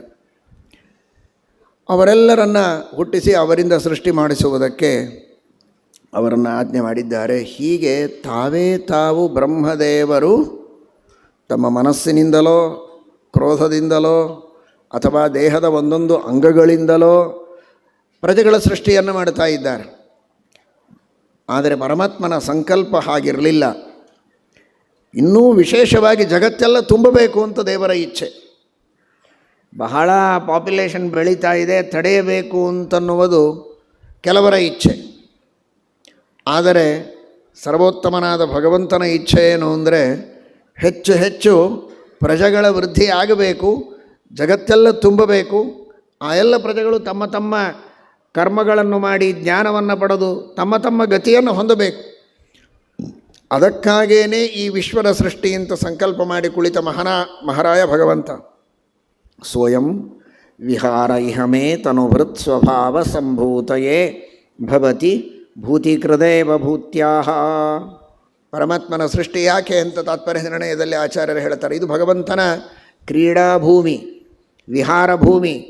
ದೇವರು ತನ್ನಷ್ಟಕ್ಕೆ ತಾನು ಇಡೀ ಪ್ರಪಂಚದೊಳಗೆ ವಿಹಾರವನ್ನು ಮಾಡ್ತಾನೆ. ಆದರೆ ಅವನಿಗೆ ಅದರಿಂದೇನು ಲಾಭ ಇಲ್ಲ. ಕ್ರೀಡಾರ್ಥಮಿತಿ ಚಾಪರೆ, ಆಟಕ್ಕೋಸ್ಕರ ದೇವರು ಸೃಷ್ಟಿ ಮಾಡಿದ್ದಲ್ಲ. ಸೃಷ್ಟಿ ಮಾಡುವುದೇ ಒಂದು ಆಟ ಅಷ್ಟೇ ಅವನಿಗೆ, ಸಹಜ ಸ್ವಭಾವ ಅದು ಅವನಿಗೆ. ಹಾಗಾದರೆ ಲಾಭ ಯಾರಿಗೆ? ಜೀವರಿಗೆ. ಏನು ಲಾಭ? ಅವರವರ ಸ್ವರೂಪದಲ್ಲಿರುವ ಆನಂದ ಅವರಿಗೆ ತಿಳಿಯದಂತಾಗಿದೆ. ಅವರವರ ಸ್ವರೂಪಾನಂದದ ಆವಿರ್ಭಾವ, ಮೋಕ್ಷವನ್ನು ಅವರು ಪಡೆದುಕೊಳ್ಳಬೇಕು. ಉತ್ಮಜೀವರು, ಮಧ್ಯಮರು ಅವರಿಗೆ ಯೋಗ್ಯವಾದ ಗತಿ, ಅಧಮರು ಅವರಿಗೆ ಯೋಗ್ಯವಾದ ಅಧೋಗತಿಯನ್ನು ಹೋಗಬೇಕು. ಅಂತೂ ಅವರವರ ಸ್ವರೂಪ ಯೋಗ್ಯತೆಗೆ ತಕ್ಕಂತೆ ಅವರು ಆ ಲಾಭವನ್ನು ಪಡೆದುಕೊಳ್ಳಬೇಕು ಅನ್ನೋದಕ್ಕಾಗಿ ದೇವರು ಸೃಷ್ಟಿ ಮಾಡಿದ್ದು. ಎಲ್ಲರೂ ಸೃಷ್ಟಿಗೆ ಬರಲಿ, ಅವರವರ ಸಾಧನೆಯನ್ನು ಮಾಡಲಿ ಅಂತ ಪರಮಾತ್ಮನ ಸಂಕಲ್ಪ. ಅದಕ್ಕಾಗಿ ಬ್ರಹ್ಮದೇವರು ಪರಮಾತ್ಮನ ಆಜ್ಞೆಯಂತೆ ಇನ್ನು ಮೈಥುನ ಕ್ರಮದಲ್ಲಿ ಸೃಷ್ಟಿ ಪ್ರಾರಂಭ ಆಗಬೇಕು ಅಂತ ಹೇಳಿ ತಮ್ಮ ಶರೀರವನ್ನೇ 2 ಭಾಗ ಮಾಡುತ್ತಾರೆ. ಅದರಲ್ಲಿ ಒಂದು ಸ್ವಯಂವಮನು, ಇನ್ನೊಂದು ಶತರೂಪ ಅಂತ ಆಗ್ತದೆ. ಅಂದರೆ ಬ್ರಹ್ಮದೇವರು. ಆ ಬ್ರಹ್ಮದೇವರಿಂದ ಈ 2 ದೇಹಗಳು ಲಾಭ ಪಡೆದುಕೊಂಡವು. ಆಯ ಬ್ರಹ್ಮದೇವರಿಂದ ಆಯ ಲಾಭ ಪಡೆದುಕೊಂಡದ್ದು, ಸ್ವರೂಪ ಲಾಭ ಕೊಂಡದ್ದು ಯಾವುದು? ಸ್ವಯಂಭುವ ಮನುವಿನ ಶರೀರ ಮತ್ತು ಸ್ವರೂಪಳ ಶರೀರ. ಹೀಗಾಗಿ ಅವತ್ತಿನಿಂದ ಶರೀರಕ್ಕೆ ಕಾಯ ಕಾಯ ಅಂತ ಹೆಸರು ಬಂತು. ಯಾಕೆ ಕಾಯ ಅಂತ ಹೆಸರು ಬಂತು? ಬ್ರಹ್ಮದೇವರಿಂದ ಆಯ ಲಾಭ ಆದದ್ದು, ಬ್ರಹ್ಮನಿಂದ ಬಂದದ್ದು ಮೊಟ್ಟ ಮೊದಲು ಇದು. ಅದಕ್ಕಾಗಿ ಆ ಮೂಲ ನಾವೆಲ್ಲ ಮಾನವರಲ್ವೋ, ನಮಗೆ ಮೂಲ ಮನು, ಆ ಮನುವಿನ ಶರೀರ ಇದು ಕಾಯ. ಹೀಗಾಗಿ ಮುಂದಿನ ಎಲ್ಲ ಶರೀರಗಳಿಗೂ ಕಾಯ ಅಂತೆ ಬಂದದ್ದು. ಈಗಲೂ ನಮ್ಮ ಶರೀರ ಹಾಗೆ ಬ್ರಹ್ಮದೇವರು ವಾಯುದೇವರ ಅನುಗ್ರಹದಿಂದಲೇ ಬರೋದು ಅನ್ನುವುದು ಸತ್ಯವೇ. ಆ ಸ್ವಯಂಭುವ ಮನು ಶತರೂಪಾಳ ಸೃಷ್ಟಿಯಾಯಿತು. ಸರಿ, ನೀವು ಪ್ರಜಾ ಸೃಷ್ಟಿಯನ್ನು ಮಾಡ್ರಿ ಅಂತ. ಆ ಸ್ವಯಂಭುವ ಮನು ಸಾಮಾನ್ಯ ದೇವತೆ ಅಲ್ಲ. ಏನು ಪ್ರಜಾ ಸೃಷ್ಟಿ ಮಾಡೋದು ಅಂದರೆ ಬರೀ ಮದುವೆ ಮಾಡ್ಕೊಳ್ಳೋದು, ಮಕ್ಕಳನ್ನು ಪಡೆಯೋದು, ಇಷ್ಟೇ ಕೆಲಸ ಅಂತ ತಿಳ್ಕೊಬೇಡ್ರಿ ಅವ್ರದ್ದು. ಅವರೆಲ್ಲ ಮಹಾದೇವತೆಗಳು. ಇವತ್ತಿಗೂ ಯಾರಿಗೆ ಮಕ್ಕಳಾಗಬೇಕಾಗಿದ್ದರೆ ಆ ಎಲ್ಲ ಪುರುಷರಲ್ಲಿ ಅಭಿಮಾನಿ ದೇವತೆಯಾಗಿ ಮಕ್ಕಳನ್ನು ಕೊಡುವುದಕ್ಕೆ ಇವತ್ತಿಗೂ ಸ್ವಯಂಭುವ ಮನುವಿನ ಅನುಗ್ರಹ ಎಲ್ಲ ಪುರುಷರಿಗೆ ಬೇಕು. ಸಾಮಾನ್ಯ ದೇವತೆ ಸಾಮಾನ್ಯನಲ್ಲ, ಅವನು ಒಬ್ಬ ರಾಜ ಅಲ್ಲ, ಬರೀ ಅವನು ದೇವತೆ. ಸಾಮಾನ್ಯ ದೇವತೆಯೂ ಅಲ್ಲ, ತತ್ವಾಭಿಮಾನಿ ದೇವತೆ, 10ನೆಯ ಕಕ್ಷೆಯಲ್ಲಿ ಬರುವಂತಹ ದೇವತೆ, ಬೃಹಸ್ಪತ್ಯಾಚಾರ್ಯರಿಗೆ ಸಮಾನನಾದವನು ಸ್ವಯಂಭುವ ಮನು. ದಕ್ಷ ಪ್ರಜಾಪತಿ, ಬೃಹಸ್ಪತ್ಯಾಚಾರ್ಯರು, ಶಚೀರಥಿ ಇವರೆಲ್ಲ ಒಂದೇ ಕಕ್ಷೆಯಲ್ಲಿ ಬರುವವರು. ಅಂತಹ ದೊಡ್ಡ ದೇವತೆ ಸ್ವಯಂಭುವ ಮನು, ಶತರೂಪ. ಇವರಿಬ್ಬರು ಕೊಟ್ಟಿದ್ದಾರೆ. ಪರಮ ಭಗವದ್ಭಕ್ತರು, ಮಹಾಜ್ಞಾನಿಗಳು, ವಾಯುದೇವರ ಪರಮಾತ್ಮನ ಉಪಾಸಕರು. ಕೇಳಿದ್ದಾರೆ ಬ್ರಹ್ಮದೇವರಿಗೆ, ಏನು ಮಾಡಬೇಕು ನಾವು, ಎದಕ್ಕಾಗಿ ನಮ್ಮನ್ನು ಹುಟ್ಟಿಸಿದ್ದೀರಿ ಅಂತ. ಪದ್ಮಪುರಾಣದ ಪ್ರಕಾರ ಆ ಸ್ವಯಂಭುವ ಮನುವೇ ದಶರಥ. ಆ ದಶರಥನಲ್ಲಿಯೇ ಸಾಕ್ಷಾತ್ ಶ್ರೀರಾಮಚಂದ್ರನ ಅವತಾರ ಆದದ್ದು. ಯಾವ ಭಗವಂತನ ಶ್ರೀರಾಮಚಂದ್ರನ ಉಪಾಸನೆಯನ್ನು ಇಡೀ ಜಗತ್ತು ಮಾಡುತ್ತೆ, ಅಂತಹ ಶ್ರೀರಾಮಚಂದ್ರನ ಅವತಾರಕ್ಕೆ ನಿಮಿತ್ತನಾಗುವ ಸೌಭಾಗ್ಯವನ್ನು ಪಡೆದವನು ಕೂಡ ಈ ಸ್ವಯಂಭುವ ಮನು. ಅವನ ಮಹಿಮೆ ಬಹಳ ಇದೆ, ಮತ್ತೆ ಮುಂದೆ ತಿಳಿಯೋಣ. ಅಂತಹ ಸ್ವಯಂಭುವ ಮನು ಸೃಷ್ಟಿ ಮಾಡು ಅಂದರೆ ಅವನು ಎಲ್ಲಿ ಸೃಷ್ಟಿ ಮಾಡಲಿ ಇಂದ, ಏನು ಎಲ್ಲಿ ಸೃಷ್ಟಿ ಮಾಡಲಿ? ಇಂಥ ದೊಡ್ಡ ಭೂಮಿಯನ್ನು ದೇವರು ಮಾಡಿಕೊಟ್ಟಿದ್ದಾನೆ. ಸೃಷ್ಟಿ ಮಾಡಿ ನಾನು ಅದನ್ನು ನನ್ನ ಅವಯವಗಳಿಂದ ವಿಸ್ತಾರಗೊಳಿಸಿದ್ದೇನೆ. ಆ ಭೂಮಿಯಲ್ಲಿ ನಿಂತು ಸೃಷ್ಟಿಯನ್ನು ಮಾಡು, ಎಲ್ಲಿ ಅಂತ ಕೇಳ್ತೀಯಲ್ಲೋ ಅಂದರು. ಬ್ರಹ್ಮದೇವರಿಗೆ ಗೊತ್ತು, ಸರ್ವಜ್ಞರವರು. ಆದರೂ ವ್ಯವಹಾರಕ್ಕೆ ಹೇಳಿದರು, ಸೃಷ್ಟಿ ಮಾಡು ಭೂಮಿಯಲ್ಲಿ ಅಂತ. ಎಲ್ಲಿದೆ ಭೂಮಿಯಿಂದ? ಅವನು ಭೂಮಿ ಇಲ್ಲವೇ ಇಲ್ಲ, ಭೂಮಿ ಮುಳುಗಿ ಹೋಗಿದೆ. ಪ್ರಳಯೋತ್ಪತ್ತಿ ಭೂಮಿ ಒಂದು ಸ್ಥಾನದಲ್ಲಿ ನಿಲ್ಲಿಸಿದ್ದರೂ ಕೂಡ ಅದು ಈಗ ಇಲ್ಲ. ಭಗವತ್ ಸಂಕಲ್ಪದ ಅದು ಒಳಗೆ ಹೋಗಿದೆ, ರಸಾತಲಕ್ಕೆ ಹೋಗಿದೆ. ನೀರಲ್ಲಿ ಮುಳುಗಿದಾಗ ನಾನೆಲ್ಲಿ ನಿಂತು ಸೃಷ್ಟಿ ಮಾಡಬೇಕು? ಎಲ್ಲಿ ಪ್ರಜೆಗಳಿರಬೇಕು? ಹೇಗೆ ರಾಜ ಕಟ್ಟಬೇಕು?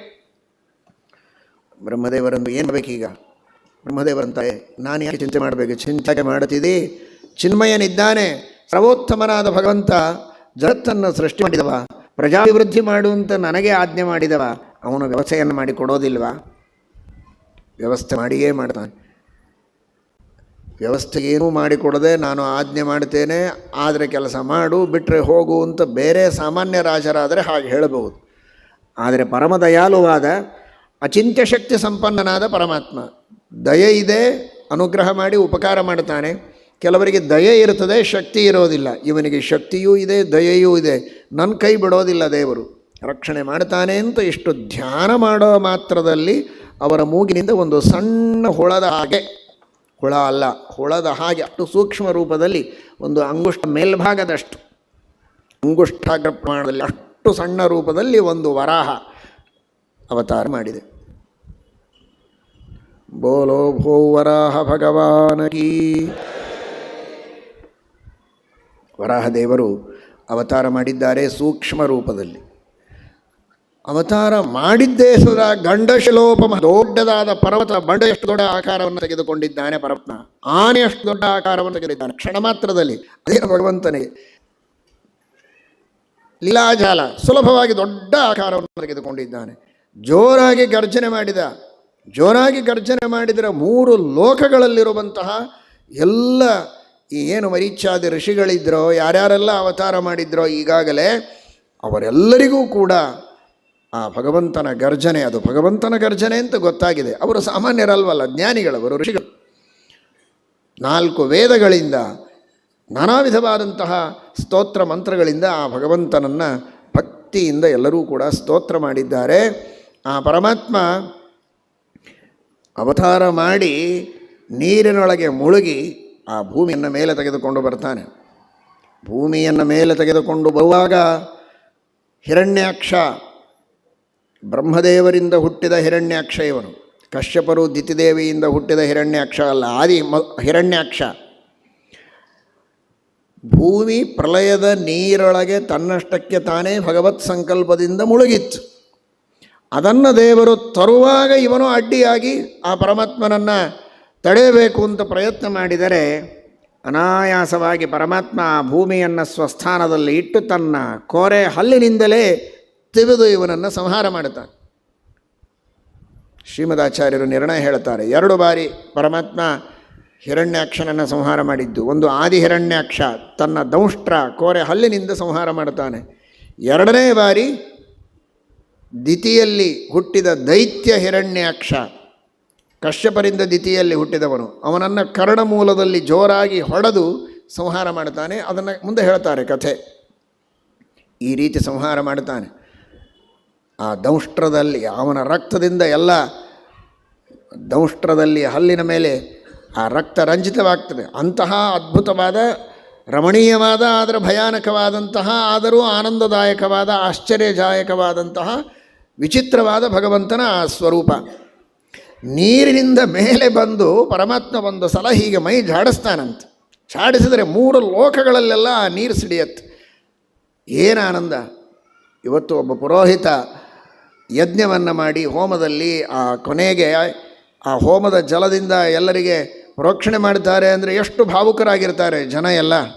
ಯಾಕೆ ಅಂದರೆ ವೇದ ಮಂತ್ರಗಳಿಂದ ಅಭಿಮಂತ್ರಣ ಮಾಡಿದ, ಆವಾಹನೆ ಮಾಡಿದಂತಹ ದೇವತಾ ಸನ್ನಿಧಾನ ಇರುವಂತಹ ನೀರು ಅಂತ. ಇದೇನಿದು?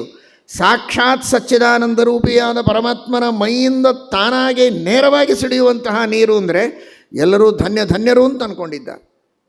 ಆನಂದದಿಂದ ಪರಮಾತ್ಮನ ಸ್ತೋತ್ರವನ್ನು ಮತ್ತೆ ಮಾಡಿದ್ದಾರೆ. ಜಿತಂ ಜಿತಂತೆ ಕಿಲ ಲೋಕಭಾವನ ತ್ರಯೀ ತನುಂ ಸ್ವಾಂ ಪರಿಧುನ್ವತೆ ನಮಃ ಯಲ್ಲೋಮ ಗರ್ತೇಷು ನಿಲಿಲ್ಯುರಬ್ಧಯ ತಸ್ಮೈ ನಮಃ ಕಾರಣ ಸೂಕರಾಯತೆ. ಯಲ್ಲೋಮ ಗರ್ತೇಷು ನಿಲಿಲ್ಯುರಬ್ಧಯ. ಏನು ಮಹಿಮೆ! ಪರಮಾತ್ಮನ ಒಂದೊಂದು ರೋಮಕೂಪಗಳು ಅಂದರೆ ಆ ಹರಿವಂಶದಲ್ಲಿ ವರ್ಣನೆ ಬರ್ತದೆ. ವರಾಹದೇವರು ಹೇಗೆ ನಿಂತಿದ್ದರು ಅಂತ. ಒಂದು ಸಣ್ಣ ಯಾವುದೋ ಒಂದು ತಂಬಿಗೆ ಇಟ್ಟು ಯಾರಾದರೂ ಊಟಕ್ಕೆ ಕೂತಾಗ ಇವನು ಪಂಚೆ ಉಟ್ಕೊಳ್ಳೋದ್ರೊಳಗೆ ಯಾರೋ ತಂಬಿಗೆ ತೊಗೊಂಡು ಹೋಗಿರ್ತಾರೆ. ಹಾ ತಂಗಿ ಕೊಗತಾಸಿ ಪಂಜೆ ಮಡಿ ಮತ್ತು ಥಾಲಿ ಚ ಥೈಲಿ ಚ ಅಂತ ಆ ತಂಗಿ ಥಾಲಿಯನ್ನು ನೆನೆಸಿಕೊಂಡು ಅಳೋ ಪ್ರಸಂಗ ಇರ್ತದೆ ದೊಡ್ಡ ದೊಡ್ಡ ಸಮಾರಂಭಗಳಿಗೆ ಬಂದಾಗ. ಅದಕ್ಕೇನು ಮಾಡ್ತಾರೆ ಅಂದರೆ 2 ಕಾಲು ಮಧ್ಯದಲ್ಲಿ ತಂಬಿಗೆ ಇಟ್ಟುಕೊಂಡು ಇವರು ವಸ್ತ್ರಾಂತರ ಆಗ್ತಿರ್ತಾರೆ. ಯಾಕೆಂದರೆ ಆಚೆ ಈಚೆ ಹೋಗಬಾರ್ದು ಅಂತ. ಯಾಕೆ ಹೇಳಿದ್ದು ಅಂದರೆ ಉದಾಹರಣೆ ತಿಳಿಯೋದಕ್ಕಷ್ಟೇ. ಹಾಗೆ ಪರಮಾತ್ಮ 84,000 ಯೋಜನ ಎತ್ತರ ಇರುವಂತಹ ಮೇರು ಪರ್ವತ, ಅದು ಇರೋದು 1,00,000 ಯೋಜನ ಎತ್ತರ. ಆದರೆ 16,000 ಯೋಜನ ಫೌಂಡೇಶನ್ ಒಳಗೆ ಹೋಗಿದೆ. 84,000 ಯೋಜನ ಮೇಲಿದೆ. ಆ ಮೇಲೆ ಅದರ ಅಗಲ 32,000 ಯೋಜನ ಅಗಲ ಇದೆ. 32,000 ಯೋಜನ ಅಗಲ, 84,000 ಯೋಜನ ಎತ್ತರ. ಇಂತಹ ಮೇರು ಪರ್ವತದ ಎಡಕ್ಕೆ ಬಲಕ್ಕೆ ತನ್ನ ಒಂದು ಕಾಲುಗಳನ್ನಿಟ್ಟುಕೊಂಡು ಸುಮ್ಮನೆ ಹೀಗೆ ಕೈ ಇಟ್ಕೊಂಡು ನಿಂದಿರ್ತಾನಂತೆ ವರಾಹ. ಹರಿವಂಶದಲ್ಲಿ ವರ್ಣನೆ ಬಂದಿದೆ. ಅಂದರೆ ಏನಿರಬೇಕು ಆ ವರಾಹದೇವರ ವ್ಯಾಪ್ತಿ, ಅವರ ರೂಪ ವಿಶ್ವವ್ಯಾಪಿಯಾದದ್ದು. ಇದನ್ನೆಲ್ಲ ಹೇಳೋದು ಬಹಳ ಸಣ್ಣದು ವರಾಹದೇವರಿಗೆ, ಆದರೆ ವರ್ಣನೆ ಹಾಗೆ ಬಂದಿದೆ ಹರಿವಂಶದಲ್ಲಿ. ಹಾಗೆ ನಿಲ್ತಾನೆ ದೇವರು, ಹೀಗೆ ಮಧ್ಯದಲ್ಲಿ ತಂಬಿಗೆ ಇಟ್ಕೊಂಡು ನಿಂತ ಹಾಗೆ ಮೇರು ಪರ್ವತ ಇಟ್ಕೊಂಡು ನಿಂದಿರ್ತಾನೆ.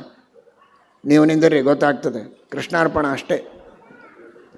ಜರಾಸಂಧನ ಹಾಗೆ ಈ ಕಾಲು ಈ ಕಡೆ, ಆ ಕಾಲು ಆ ಕಡೆ ಹೋಗುತ್ತೆ. ಹಾಗಾದರೆ ಅದು ವರಾಹದೇವರ ಅದ್ಭುತವಾದ ರೂಪ. ಅದನ್ನು ಸ್ತೋತ್ರ ಮಾಡ್ತಾರೆ. ತಸ್ಮೈ ನಮಃ ಕಾರಣ ಸೂಕರಾಯತೆ. ಕೇವಲ ಭೂಭಾರ ಹರಣಕ್ಕಾಗಿ, ಈ ದುಷ್ಟರ ಸಂಹಾರಕ್ಕಾಗಿ, ಭೂಮಿಯ ಉದ್ಧಾರಕ್ಕಾಗಿ ನೀನು ಅವತಾರ ಮಾಡಿದವ ಸಚ್ಚಿದಾನಂದ ರೂಪ. ಸೂಕರ, ಹಂದಿ ಅಂದರೆ ಏನೋ ಹೊಲಸು ಅಂತ ಚಿಂತನೆ ಮಾಡಿದರೆ ಮಹಾನರಕ. ಚಿಂತನವೇ ಮಾಡಬೇಡ್ರಿ. ಸಕ್ರಿಯ ಹಚ್ಚಿರ್ತದೆ. ಯಾವಾಗ ಸಂಕ್ರಮಣ ಹೊತ್ತಿಗೆ ಎಲ್ಲ ಕೊಡ್ತಾರಲ್ಲ, ಸಕ್ರೆ ಹಿಂದೆ ಹಾನಿ ಮಾಡಿರ್ತಾರೆ. ಸಕ್ರೆ ಅದು ಆನೆ ಮಾಡಲಿ, ಹಂದಿ ಮಾಡಲಿ, ನಾಯಿ ಮಾಡಲಿ, ಬಾಯಾಗೆ ಹಾಕ್ಕೊಂಡ್ರೆ ಎಲ್ಲ ಸೀನೇ ಇರ್ತದೆ. ಏನು ವ್ಯತ್ಯಾಸ ಇರ್ತದ? ಏನಿಲ್ಲ. ಸಕ್ಕರೆ ಇದೆ, ಒಂದು ಭಕ್ಷ್ಯದ ಆಕಾರದಲ್ಲಿ ಮಾಡ್ಬೋದು. ಗುಲಾಬ್ ಜಾಮ್ ಇದ್ದ ಹಾಗೆ ಒಂದು ಸಕ್ಕರೆದು ಉಂಡೆ ಮಾಡ್ಬೋದು. ಇನ್ನೊಂದು ಮೆಣಸಿನಕಾಯಿ ಮಾಡ್ಬೋದು, ಸಕ್ಕರೆ ಅಚ್ಚು. ಆ ಖಾರ ಇರ್ತದೆ, ಅದು ಮೆಣಸಿನಕಾಯಿ. ಆ ಸಕ್ಕರೆ ಅಚ್ಚು ಮೆಣಸಿನಕಾಯಿ ಆಗಬಹುದು, ಗುಲಾಬ್ ಜಾಮ್ ಆಗಬಹುದು. ಏನು ಮಾಡಿದರೂ ಸಿಹಿನೇ ಅದು. ಸಚ್ಚಿದಾನಂದ ರೂಪಿಯಾದ ಪರಮಾತ್ಮ ಅವನು ಪುರುಷಾಕಾರದಲ್ಲಿದ್ದರೂ ಅಷ್ಟೇ, ವರಾಹ ರೂಪದಲ್ಲಿದ್ದರೂ ಅಷ್ಟೇ, ಸಿಂಹ ರೂಪದಲ್ಲಿದ್ದರೂ ಅಷ್ಟೇ, ಎಲ್ಲವೂ ಜ್ಞಾನಾನಂದಾದಿ ರೂಪ. ಅನಂತ ಗುಣಪೂರ್ಣ ಸ್ವರೂಪನಾದ ಆ ಭಗವಂತನನ್ನು ಎಲ್ಲ ದೇವತೆಗಳು ಸ್ತೋತ್ರ ಮಾಡಿದ್ದಾರೆ. ಭೂಮಿಯನ್ನು ಸ್ಥಿರವಾದ ಸ್ಥಾನದಲ್ಲಿ ಪರಮಾತ್ಮ ಇಟ್ಟು ಅನುಗ್ರಹವನ್ನು ಮಾಡಿದ್ದಾನೆ. ಹಿರಣ್ಯಾಕ್ಷರನ್ನು ಸಂಹಾರ ಮಾಡಿದ. ಈಚೆಗೆ ವಿದುರರು ಮೈತ್ರೇಯರಿಗೆ ಪ್ರಶ್ನೆ ಕೇಳುತ್ತಾರೆ. ಆ ಭಗವಂತನ ಮಹಿಮೆಯನ್ನು ಇನ್ನಷ್ಟು ಹೇಳಬೇಕು. ಇನ್ನೊಂದು ಹಿರಣ್ಯಾಕ್ಷ ಇದ್ದಾನಲ್ಲ, ಬ್ರಹ್ಮದೇವರಿಂದ ಕಶ್ಯಪರಿಂದ ದಿತಿದೇವಿಯಲ್ಲಿ ಹುಟ್ಟಿದ ಹಿರಣ್ಯಾಕ್ಷ, ಅವನನ್ನೂ ಪರಮಾತ್ಮ ಸಂಹಾರ ಮಾಡಿ ಭೂಮಿಯನ್ನು ಮತ್ತೊಮ್ಮೆ ಸ್ಥಾಪನೆ ಮಾಡಿದ ಕಥೆ ಇದೆಯಲ್ಲ, ಅದನ್ನು ತಿಳಿಸಬೇಕು ಅಂತ ಪ್ರಾರ್ಥನೆ ಮಾಡಿದ್ದಕ್ಕೆ ಮೈತ್ರೇಯರು ವರ್ಣನೆಯನ್ನು ಮಾಡುತ್ತಾರೆ. ಒಂದು ಸಂಜೆ ಕಶ್ಯಪರು ಆಶ್ರಮಕ್ಕೆ ಬಂದಿದ್ದಾರೆ. ಯಾವಾಗಲೂ ಧ್ಯಾನಾಸಕ್ತರಾಗಿ ಏಕಾಂತದಲ್ಲಿ ಇರುವವರು, ಮಹಾಜ್ಞಾನಿಗಳು. ಸಹಜವಾಗಿ ಸಾಯಂಕಾಲ ಪ್ರಾಯ ಅಗ್ನಿಹೋತ್ರದ ಸಮಯ ಅನ್ನುವುದಕ್ಕೆ ಅಗ್ನಿಶಾಲೆಗೆ ಮನೆಗೆ ಬಂದಿದ್ದಾರೆ. ದಿತಿದೇವಿ ಕಾಮದಿಂದ ಆಕ್ರಾಂತಳಾಗಿ, ಈ ಕಾಲದಲ್ಲಿ ನನಗೆ ಸಂತಾನೋತ್ಪತ್ತಿಯಾಗುವುದಕ್ಕೆ ನೀವು ಅನುಗ್ರಹ ಮಾಡಬೇಕು ಅಂತ ಆಗ್ರಹಪಡಿಸಿದ್ದಾಳೆ. ಅವರು ಹೇಳಿದ್ದಾರೆ, ಇದು ತಪ್ಪು, ಇದು ಸಂಧ್ಯಾಕಾಲ, ಇದು ದೇವತೋಪಾಸನೆಯನ್ನು ಮಾಡುವಂತಹ ಕಾಲ. ಈ ಕಾಲದಲ್ಲಿ ಯಾವುದೇ ರೀತಿಯ ಗ್ರಾಮ್ಯವಾದ ಕರ್ಮಗಳನ್ನು ಮಾಡಬಾರದು, ಸರ್ವಥಾ ಮಾಡುವುದು ವಿಹಿತ ಅಲ್ಲ, ಮಾಡಬಾರದು ಅಂತ ತಿಳುವಳಿಕೆ ಹೇಳಿದ್ದಾರೆ. ಅಷ್ಟೇ ಅಲ್ಲದೆ ರುದ್ರದೇವರು ಸಂಚಾರ ಮಾಡುವಂತಹ ಕಾಲ ಇದು. ಅವರೆಲ್ಲ ತಮ್ಮ ಭೂತಗಣಗಳಿಂದ ಸಹಿತರಾಗಿ ಸಂಚಾರವನ್ನು ಮಾಡ್ತಾ ಇರ್ತಾರೆ. ಇನ್ನನೇಕ ದೇವತೆಗಳು ಅವರ ಜೊತೆಗೆ ಸಂಚಾರ ಮಾಡ್ತಾರೆ, ಅವರ ಶಿಷ್ಯರು, ಅವರ ದಾಸರು. ಅವರಿಗೆ ತಿರಸ್ಕಾರ ಆಗ್ತದೆ. ಆ ಸಂದರ್ಭದಲ್ಲಿ ನಾವು ದೇವತಾೋಪಾಸನೆ ಮಾಡ್ತಾ ನಿಂತಿರಬೇಕು. ಮೂರೂ ಸಂಧ್ಯಾಕಾಲಗಳಲ್ಲಿ ದೇವತೆಗಳ ಉಪಾಸನೆ ಇದು ಮುಖ್ಯ ಅಂಥೇಳೇ ಸಂಧ್ಯಾವಂದನ, ಸಂಧ್ಯಾಕಾಲದಲ್ಲಿ ಮಾಡುವ ಸಂಧ್ಯಾನಾಮಕನಾದ ಭಗವಂತನ, ದೇವತಾಂತರ್ಗತನಾದ ಭಗವಂತನ ವಂದನ ಮಾಡಬೇಕಾದದ್ದು. ಇನ್ನುಳಿದ ಸಂಧ್ಯಾವಂದನ ಮಾಡದಿದ್ದವರು ಕೂಡ, ಸ್ತ್ರೀಯರು ಎಲ್ಲರೂ ಕೂಡ ಭಗವಂತನ ದೇವರ ಸ್ಮರಣೆಯನ್ನು ಮಾಡುವಂತಹ ಕಾಲ ಎಂಬುದಾಗಿ ಹೇಳಿದ್ದಾರೆ. ಆದರೂ ಪರಮಾತ್ಮನ ಪ್ರೇರಣೆ ಮುಂದೇನಾಗಬೇಕಾಗಿರುತ್ತೆ ಅದಕ್ಕೆ ತಕ್ಕ ಹಾಗೆ ಧಿಯೋ ಯೋನಃ ಪ್ರಚೋದಯಾತ್. ಕಶ್ಯಪರ ಹೆಂಡತಿ, ಹೊಟ್ಟೆಯಲ್ಲಿ ಹುಟ್ಟಿದ ಮಕ್ಕಳು ಎಂಥವರೇ ಇರಲಿ, ಅವಳೇನು ದುಷ್ಟಳಲ್ಲ. ಆದರೂ ಅವಳ ಬುದ್ಧಿಯಲ್ಲಿ ಭಗವಂತ ಹಾಗೆ ಪ್ರಚೋದನೆ ಮಾಡಿದ. ಯಾಕೆ ಅಂದರೆ ಮುಂದೆ ಅಂಥವರು ಹುಟ್ಟಬೇಕಾಗಿದೆ ಅನ್ನೋದಕ್ಕೋಸ್ಕರ. ಅವಳ ಅಪೇಕ್ಷೆಗೆ ತಕ್ಕಂತೆ ಕಶ್ಯಪರು ಅನುಗ್ರಹವನ್ನು ಮಾಡಿದ್ದಾರೆ. ಆದರೆ ಒಂದು ಮಾತನ್ನು ಹೇಳಿದ್ದಾರೆ, ನೀನು ಬಹಳ ಆಗ್ರಹ ಮಾಡಿದ್ದಿ, ಅಪ್ರಾಯತ್ಯಾದ ಆತ್ಮನಸ್ತೆ ದೋಷಾನ್ ಮೌಹೂರ್ತಿಕಾದುತ ಮನ್ನಿರ್ದೇಶಾತಿ ಚಾರೇಣ ದೇವಾನಾಂಚೈವ ಹೇಲನಾಥ್. 4 ಕೂಡಿದೆ ಅಂದರೆ ಅವರು. ಮೊದಲನೇದ್ದು ಇಂದ್ರಿಯ ನಿಗ್ರಹ ಮಾಡಬೇಕಾಗಿತ್ತು, ನೀನು ಮಾಡಲಿಲ್ಲ. ಎರಡನೇದ್ದು ಮುಹೂರ್ತದ ದೋಷ, ಸಂಧ್ಯಾಕಾಲದಲ್ಲಿ ಸಂಘವನ್ನು ಮಾಡಬಾರದು, ಸಂಧ್ಯಾಕಾಲದಲ್ಲಿಯೇ ಸಂಘವನ್ನು ಮಾಡಬೇಕು ಅಂತ ನೀನು ಅಪೇಕ್ಷೆ ಪಟ್ಟಿ. ಇದು ಎರಡನೇದ್ದು. ಮೂರನೇದ್ದು ಮನ್ನಿರ್ದೇಶಾತಿಚಾರೇಣ, ನನ್ನ ಆಜ್ಞೆಯನ್ನು ಉಲ್ಲಂಘನೆ ಮಾಡಿದಿ. ದೇವತೆಗಳ ತಿರಸ್ಕಾರ, ಈಗ ಸಂಚಾರ ಮಾಡುವ ಸಂಧ್ಯಾಕಾಲದ ದೇವತೆಗಳಿಗೆ ತಿರಸ್ಕಾರ ಇದು. ಅವರ ಉಪಾಸನೆ ಮಾಡುವುದು ಬಿಟ್ಟು ಗ್ರಾಮ್ಯ ಕರ್ಮದಲ್ಲಿ ಆಸಕ್ತಳಾದಿ. ಈ 4 ಕಾರಣಗಳು ಒಟ್ಟು ಸೇರಿವೆ ಅಂತ. ಹಾಗಾದರೆ ನಿನ್ನ ಹೊಟ್ಟೆಯಲ್ಲಿ ಹುಟ್ಟುವಂತಹ ಮಕ್ಕಳು ಮಹಾಕ್ರೂರರಾದ, ಉಗ್ರರಾದ, ದುಷ್ಟರಾದ ಮಕ್ಕಳು ಹುಟ್ಟುತ್ತಾರೆ ಅಂತ ಹೇಳಿಬಿಟ್ರು ಕಶ್ಯಪರ ಭವಿಷ್ಯ.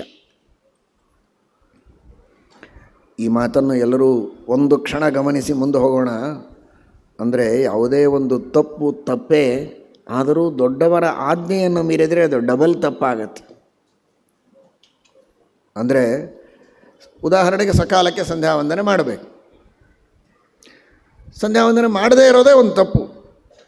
ಜೊತೆಗೆ ಗುರುಗಳು ಅಥವಾ ಹಿರಿಯರು, ತಂದೆ, ಗಂಡ, ಯಾರೋ ಅಂದರೆ ಸ್ತ್ರೀಯರು ಮಾಡುವ ಕರ್ತವ್ಯ ಕರ್ಮಗಳಿದ್ದರೆ ಗಂಡ ಸ್ತ್ರೀಯರಿಗೆ ಆದೇಶ ಮಾಡಬಹುದು, ಇಂತಹ ಗುರುಮಂತ್ರ ಜಪವನ್ನು ನೀನು ಮಾಡು ಅಂತ. ಮಾಡದೇ ಇರೋದೇ ಒಂದು ತಪ್ಪು, ಗಂಡ ಹೇಳಿದ್ದನ್ನು ಮಾಡದೇ ಇದ್ದರೆ ಅದು ಡಬಲ್ ತಪ್ಪಾಗತ್ತೆ. ಆಜ್ಞೆಯ ಉಲ್ಲಂಘನೆ ಹಾಗೂ ಶಾಸ್ತ್ರದ ಉಲ್ಲಂಘನೆ ಎರಡಾಯಿತು ಅಂತ ಹಾಗೆ ಹೇಳ್ತಾರೆ ಕಶ್ಯಪರು. ಶಾಸ್ತ್ರದ ವಿರುದ್ಧವಾಗಿ ನೀನು ಮಾಡ್ತಾ ಇರೋದ್ರಿಂದಲೇ ನಿನಗೆ ಪಾಪ ಇದೆ, ಜೊತೆಗೆ ಮನ್ನಿರ್ದೇಶಾತಿಚಾರೇಣ, ನಾನು ಆಜ್ಞೆ ಮಾಡಿದ್ದರಿಂದ ಆಜ್ಞೆಯ ಉಲ್ಲಂಘನೆ ಎನ್ನುವುದು ಒಂದು ಎಕ್ಸ್ಟ್ರಾ ಸೇರಿತು. ನಾವು ಎಷ್ಟು ಜಾಗರೂಕರಾಗಿರಬೇಕು ಅಂತ ತಿಳಿದುಕೊಳ್ಳಿ. ದೊಡ್ಡವರ ಆಜ್ಞೆಯನ್ನು ಉಲ್ಲಂಘನೆ ಮಾಡಬಾರದು. ಆಜ್ಞಾ ಗುರುಣಾಂ ಹ್ಯವಿಚಾರಣೀಯ, ಗುರುಗಳ ಆಜ್ಞೆಯನ್ನು ಯಾವುದೇ ರೀತಿಯ ಹಿಂದು ಮುಂದೆ ನೋಡದಂತೆ ಗುರುಗಳ ಆಜ್ಞೆಯನ್ನು ಪರಿಪಾಲನೆ ಮಾಡಬೇಕು ಎಂಬುದಾಗಿ ಶಾಸ್ತ್ರ ತಿಳಿಸ್ತದೆ. ಆ ದೃಷ್ಟಿಯಲ್ಲಿ ಅವಳಿಗೆ ಬಹಳ ಭಯ ಆಯಿತು. ಅಯ್ಯೋ, ಹಾಗಾದರೆ ನನ್ನ ಗತಿ ಏನು ಅಂತ. ಆಗ ಅವರು ಹೇಳ್ತಾರೆ, ಅಂತೂ ಅವಳಿಗೆ ಪಶ್ಚಾತ್ತಾಪ ಆಗ್ತದೆ, ತಾನು ಮಾಡಿದ್ದು ತಪ್ಪು ಅಂತ ಗೊತ್ತಾಗ್ತದೆ. ಲಿವಿ ಒದ್ದಾಡ್ತಾಳೆ, ಅಯ್ಯೋ ನಾನು ಹೀಗೆ ಮಾಡಬಾರ್ದಾಗಿತ್ತು ಅಂತ. ಕೂಡಲೇ, ಅಂದರೆ ನಮ್ಮ ಶಾಸ್ತ್ರ ಎಷ್ಟು ಸೂಕ್ಷ್ಮವಾಗಿದೆ, ಎಷ್ಟು ವಿಶಾಲ ಹೃದಯದಿಂದ ಜ್ಞಾನಿಗಳು ತಪ್ಪು ಮಾಡಿದವರನ್ನೂ ಕ್ಷಮಿಸ್ತಾರೆ ಅಂತ. ಅವರಂದರು, ನಿನಗೆ ಇಷ್ಟು ದುಃಖ ಆಯಿತಲ್ಲ, ಪಶ್ಚಾತ್ತಾಪ ಆಯಿತಲ್ಲ, ಹಾಗಾದರೆ ಕೂಡಲೇ, ಬಹಳ ತಡಮಾಡಿ ಅಲ್ಲ, ಕೂಡಲೇ ನಿನಗೆ ಪಶ್ಚಾತ್ತಾಪ ಆಗಿದೆ, ಹಾಗಾದರೆ ಆ ಪಾಪಕ್ಕೆ ಪರಿಹಾರ ಇದೆ, ದೇವರ ಅನುಗ್ರಹ ಮಾಡ್ತಾನೆ, ನಿನ್ನ ಹೊಟ್ಟೆಯಲ್ಲಿ ಹುಟ್ಟಿದ ಮಕ್ಕಳನ್ನು ದೇವರೇ ಸಂಹಾರ ಮಾಡ್ತಾನೆ, ಏನು ಚಿಂತೆ ಮಾಡಬೇಡ ಅಂತ. ಅಂದರೆ ಇದೇ ಒಂದು ದೊಡ್ಡ ಭಾಗ್ಯ ಅಂತ ಅವಳು ತಿಳಿದ್ಲು, ಬಹಳ ಸಂತೋಷ ಅಂದ್ಲು. ಆ ಮಕ್ಕಳ ವಧವನ್ನು ಸುನಾಭೋದಾರ ಬಾಹುನ ಆಶಾಸೆ ಪುತ್ರಯೋರ್ಮಹ್ಯಂ ಮಾ ಕ್ರುದ್ಧಾತ್ ಬ್ರಾಹ್ಮಣಾತ್ ಪ್ರಭೋ. ಅವಳನ್ನುವ ಮಾತು ದಿತಿದೇವಿ ಅಂತಾಳೆ, ಓಹೋ ದೇವರು ಸಂಹಾರ ಮಾಡ್ತಾನ, ಬಹಳ ಸಂತೋಷ, ಸಂಹಾರ ಮಾಡಲಿ, ಮಹಾ ದುಷ್ಟರಾದ ಮಕ್ಕಳು ಹುಟ್ಟುತ್ತಾರೆ ತಾನೆ, ಆ ಹುಟ್ಟಿದ ದುಷ್ಟ ಮಕ್ಕಳನ್ನು ದೇವರು ಸಂಹಾರ ಮಾಡಲಿ. ಜೊತೆಗೆ ಇನ್ನೊಂದು ಮಾತನ್ನು ಕಶ್ಯಪರು ಹೇಳ್ತಾರೆ, ಮೊಮ್ಮಗ ಮಾತ್ರ ಪರಮ ಭಗವದ್ಭಕ್ತ ಹುಟ್ಟುತ್ತಾನೆ, ಅವನನ್ನು ನೋಡಿ ನೀನು ಸಂತೋಷ ಪಡ್ಬೋದು. ಅಷ್ಟು ಶುದ್ಧ ಸಾತ್ವಿಕನಾದ ಪ್ರಹ್ಲಾದರಾಜ ಮುಂದೆ ಅವತಾರ ಮಾಡ್ತಾನೆ, ನಿನ್ನ ಮೊಮ್ಮಗನಾಗಿ ಏನು ಚಿಂತೆ ಪಡಬೇಡ ಅಂತ. ಬಹಳ ಸಮಾಧಾನ ಆಯಿತು ಅವಳಿಗೆ, ಆ ಮೊಮ್ಮಗನ ಪುಣ್ಯ ಆದರೂ ನಮಗೆ ಬರುತ್ತಲ್ಲ ಅಂತ. ಜೊತೆಗೆ ಅವಳು ಹೇಳೋ ಮಾತನ್ನು ಗಮನಿಸಬೇಕಾದದ್ದು, ಎಲ್ಲರೂ ಎಚ್ಚರಿಕೆಯಿಂದ ಜೀವನದಲ್ಲಿ ಅಳವಡಿಸಿಕೊಳ್ಳಬೇಕಾದ ಸಂದೇಶ ಅಂದರೆ, ಮಾ ಕ್ರುದ್ಧಾತ್ ಬ್ರಾಹ್ಮಣಾತ್ ಪ್ರಭೋ, ನನ್ನ ಮಕ್ಕಳು ಬ್ರಾಹ್ಮಣರ ಶಾಪದಿಂದ ಮಾತ್ರ ಸಾಯೋದು ಬೇಡ. ದೇವರು ತನ್ನ ಸುದರ್ಶನ ಚಕ್ರದಿಂದ ಕೊಂದರೆ ಅವರ ಉದ್ಧಾರ ಆಗ್ತದೆ, ಆಗಲಿ, ಯೋಗ್ಯತೆ ಚೆನ್ನಾಗಿರಬೇಕು, ಅದು ಗೊತ್ತವಳಿಗೆ. ಜಯ ವಿಜಯರ ಸ್ವರೂಪ ಒಳಗಿದೆ, ಅವರಿಗೆ ಸದ್ಗತಿಯಾಗತ್ತೆ ದೇವರ ಅನುಗ್ರಹದಿಂದ. ಆದರೆ ಬ್ರಾಹ್ಮಣರ ಶಾಪದಿಂದ ಸತ್ತರೆ ಮಾತ್ರ ಅವರಿಗೆ ಎಂದೂ ಉದ್ಧಾರ ಇಲ್ಲ. ನ ಬ್ರಹ್ಮದಗ್ಧ ಶಾಪದಗ್ಧಸ್ಯ ನಾರಕ್ಯಶ್ಚಾನುಗೃಹಂತಿ, ನರಕದಲ್ಲಿದ್ದವರೂ ಕೂಡ ಅವನ ಮೇಲೆ ದಯೆ ತೋರೋದಿಲ್ಲ. ಅಷ್ಟು ಪಾಪಿಷ್ಠರ ದೃಷ್ಟಿಯಲ್ಲಿಯೂ ಮಹಾಪಾಪಿಷ್ಠನಾಗಿ ಹೋಗ್ತಾನವನು. ಅಂತಹ ದುರ್ಗತಿ ಮಾತ್ರ ಆಗೋದು ಬೇಡ ನನ್ನ ಮಕ್ಕಳಿಗೆ ಅಂತ ಬೇಡಿಕೊಳ್ತಾಳೆ. ಹಾಗೇ ಆಗಲಿ ಅಂತ ಕಶ್ಯಪರು ವರವನ್ನು ಕೊಡ್ತಾರೆ. ಈ ರೀತಿ ಆ ಹಿನ್ನೆಲೆ ಇರೋದು. ಆದರೂ ಅವಳು 100 ವರ್ಷ ಆದರೂ ತನ್ನ ಗರ್ಭವನ್ನೇ ಹೊರಗೆ ಬಿಡೋದಿಲ್ಲ. ಯಾಕೆಂದರೆ ಆ ದುಷ್ಟ ಮಕ್ಕಳು ಹುಟ್ಟುತ್ತಾರೆ ಅಂತ ಗೊತ್ತಾಗಿದೆಯಲ್ಲ, ಎಷ್ಟು ಸಾಧ್ಯನೋ ಅಷ್ಟು ಅವರ ಜನ್ಮವನ್ನು ಮುಂದೆ ಹಾಕೋಣ ಅಂತ. ಆ ದುಷ್ಟ ಮಕ್ಕಳನ್ನು ಇಷ್ಟು ಬೇಗ ನೋಡೋದು ಬೇಡ, ಅವರ ಕಾಟವನ್ನು ತಾಳಲಾಗದೆ ಯಾಕೆ ಒದ್ದಾಡಬೇಕು. ಹೇಗಿದ್ದರೂ ಮಹಾನುಭಾವರು, ಸಾಮರ್ಥ್ಯ ಇದೆ, ಶಕ್ತಿ ಇದೆ, ಆ ಋಷಿಪತ್ನಿ ಆ ಒಂದು ವಿಶಿಷ್ಟವಾದ ಶಕ್ತಿ ಇರೋದರಿಂದ 100 ವರ್ಷ ಗರ್ಭವನ್ನು ಹಾಗೆ ಧಾರಣೆ ಮಾಡಿದ್ದಾಳೆ, ಗರ್ಭಮೋಚನೆಯನ್ನೇ ಮಾಡ್ತಾ ಇಲ್ಲ.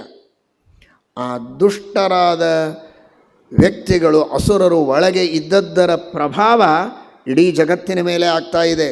ಎಲ್ಲ ಕಡೆಗೆ ನಾನಾ ವಿಧವಾದ ಅಪಶಕುನಗಳು, ಆಗಬಾರದ್ದೆಲ್ಲ ಆಗ್ತಾ ಇದೆ. ಆ ಎಲ್ಲ ಅಪಶಕುನಗಳು, ಆಗಬಾರದಂತಹ ದುರ್ಘಟನೆಗಳು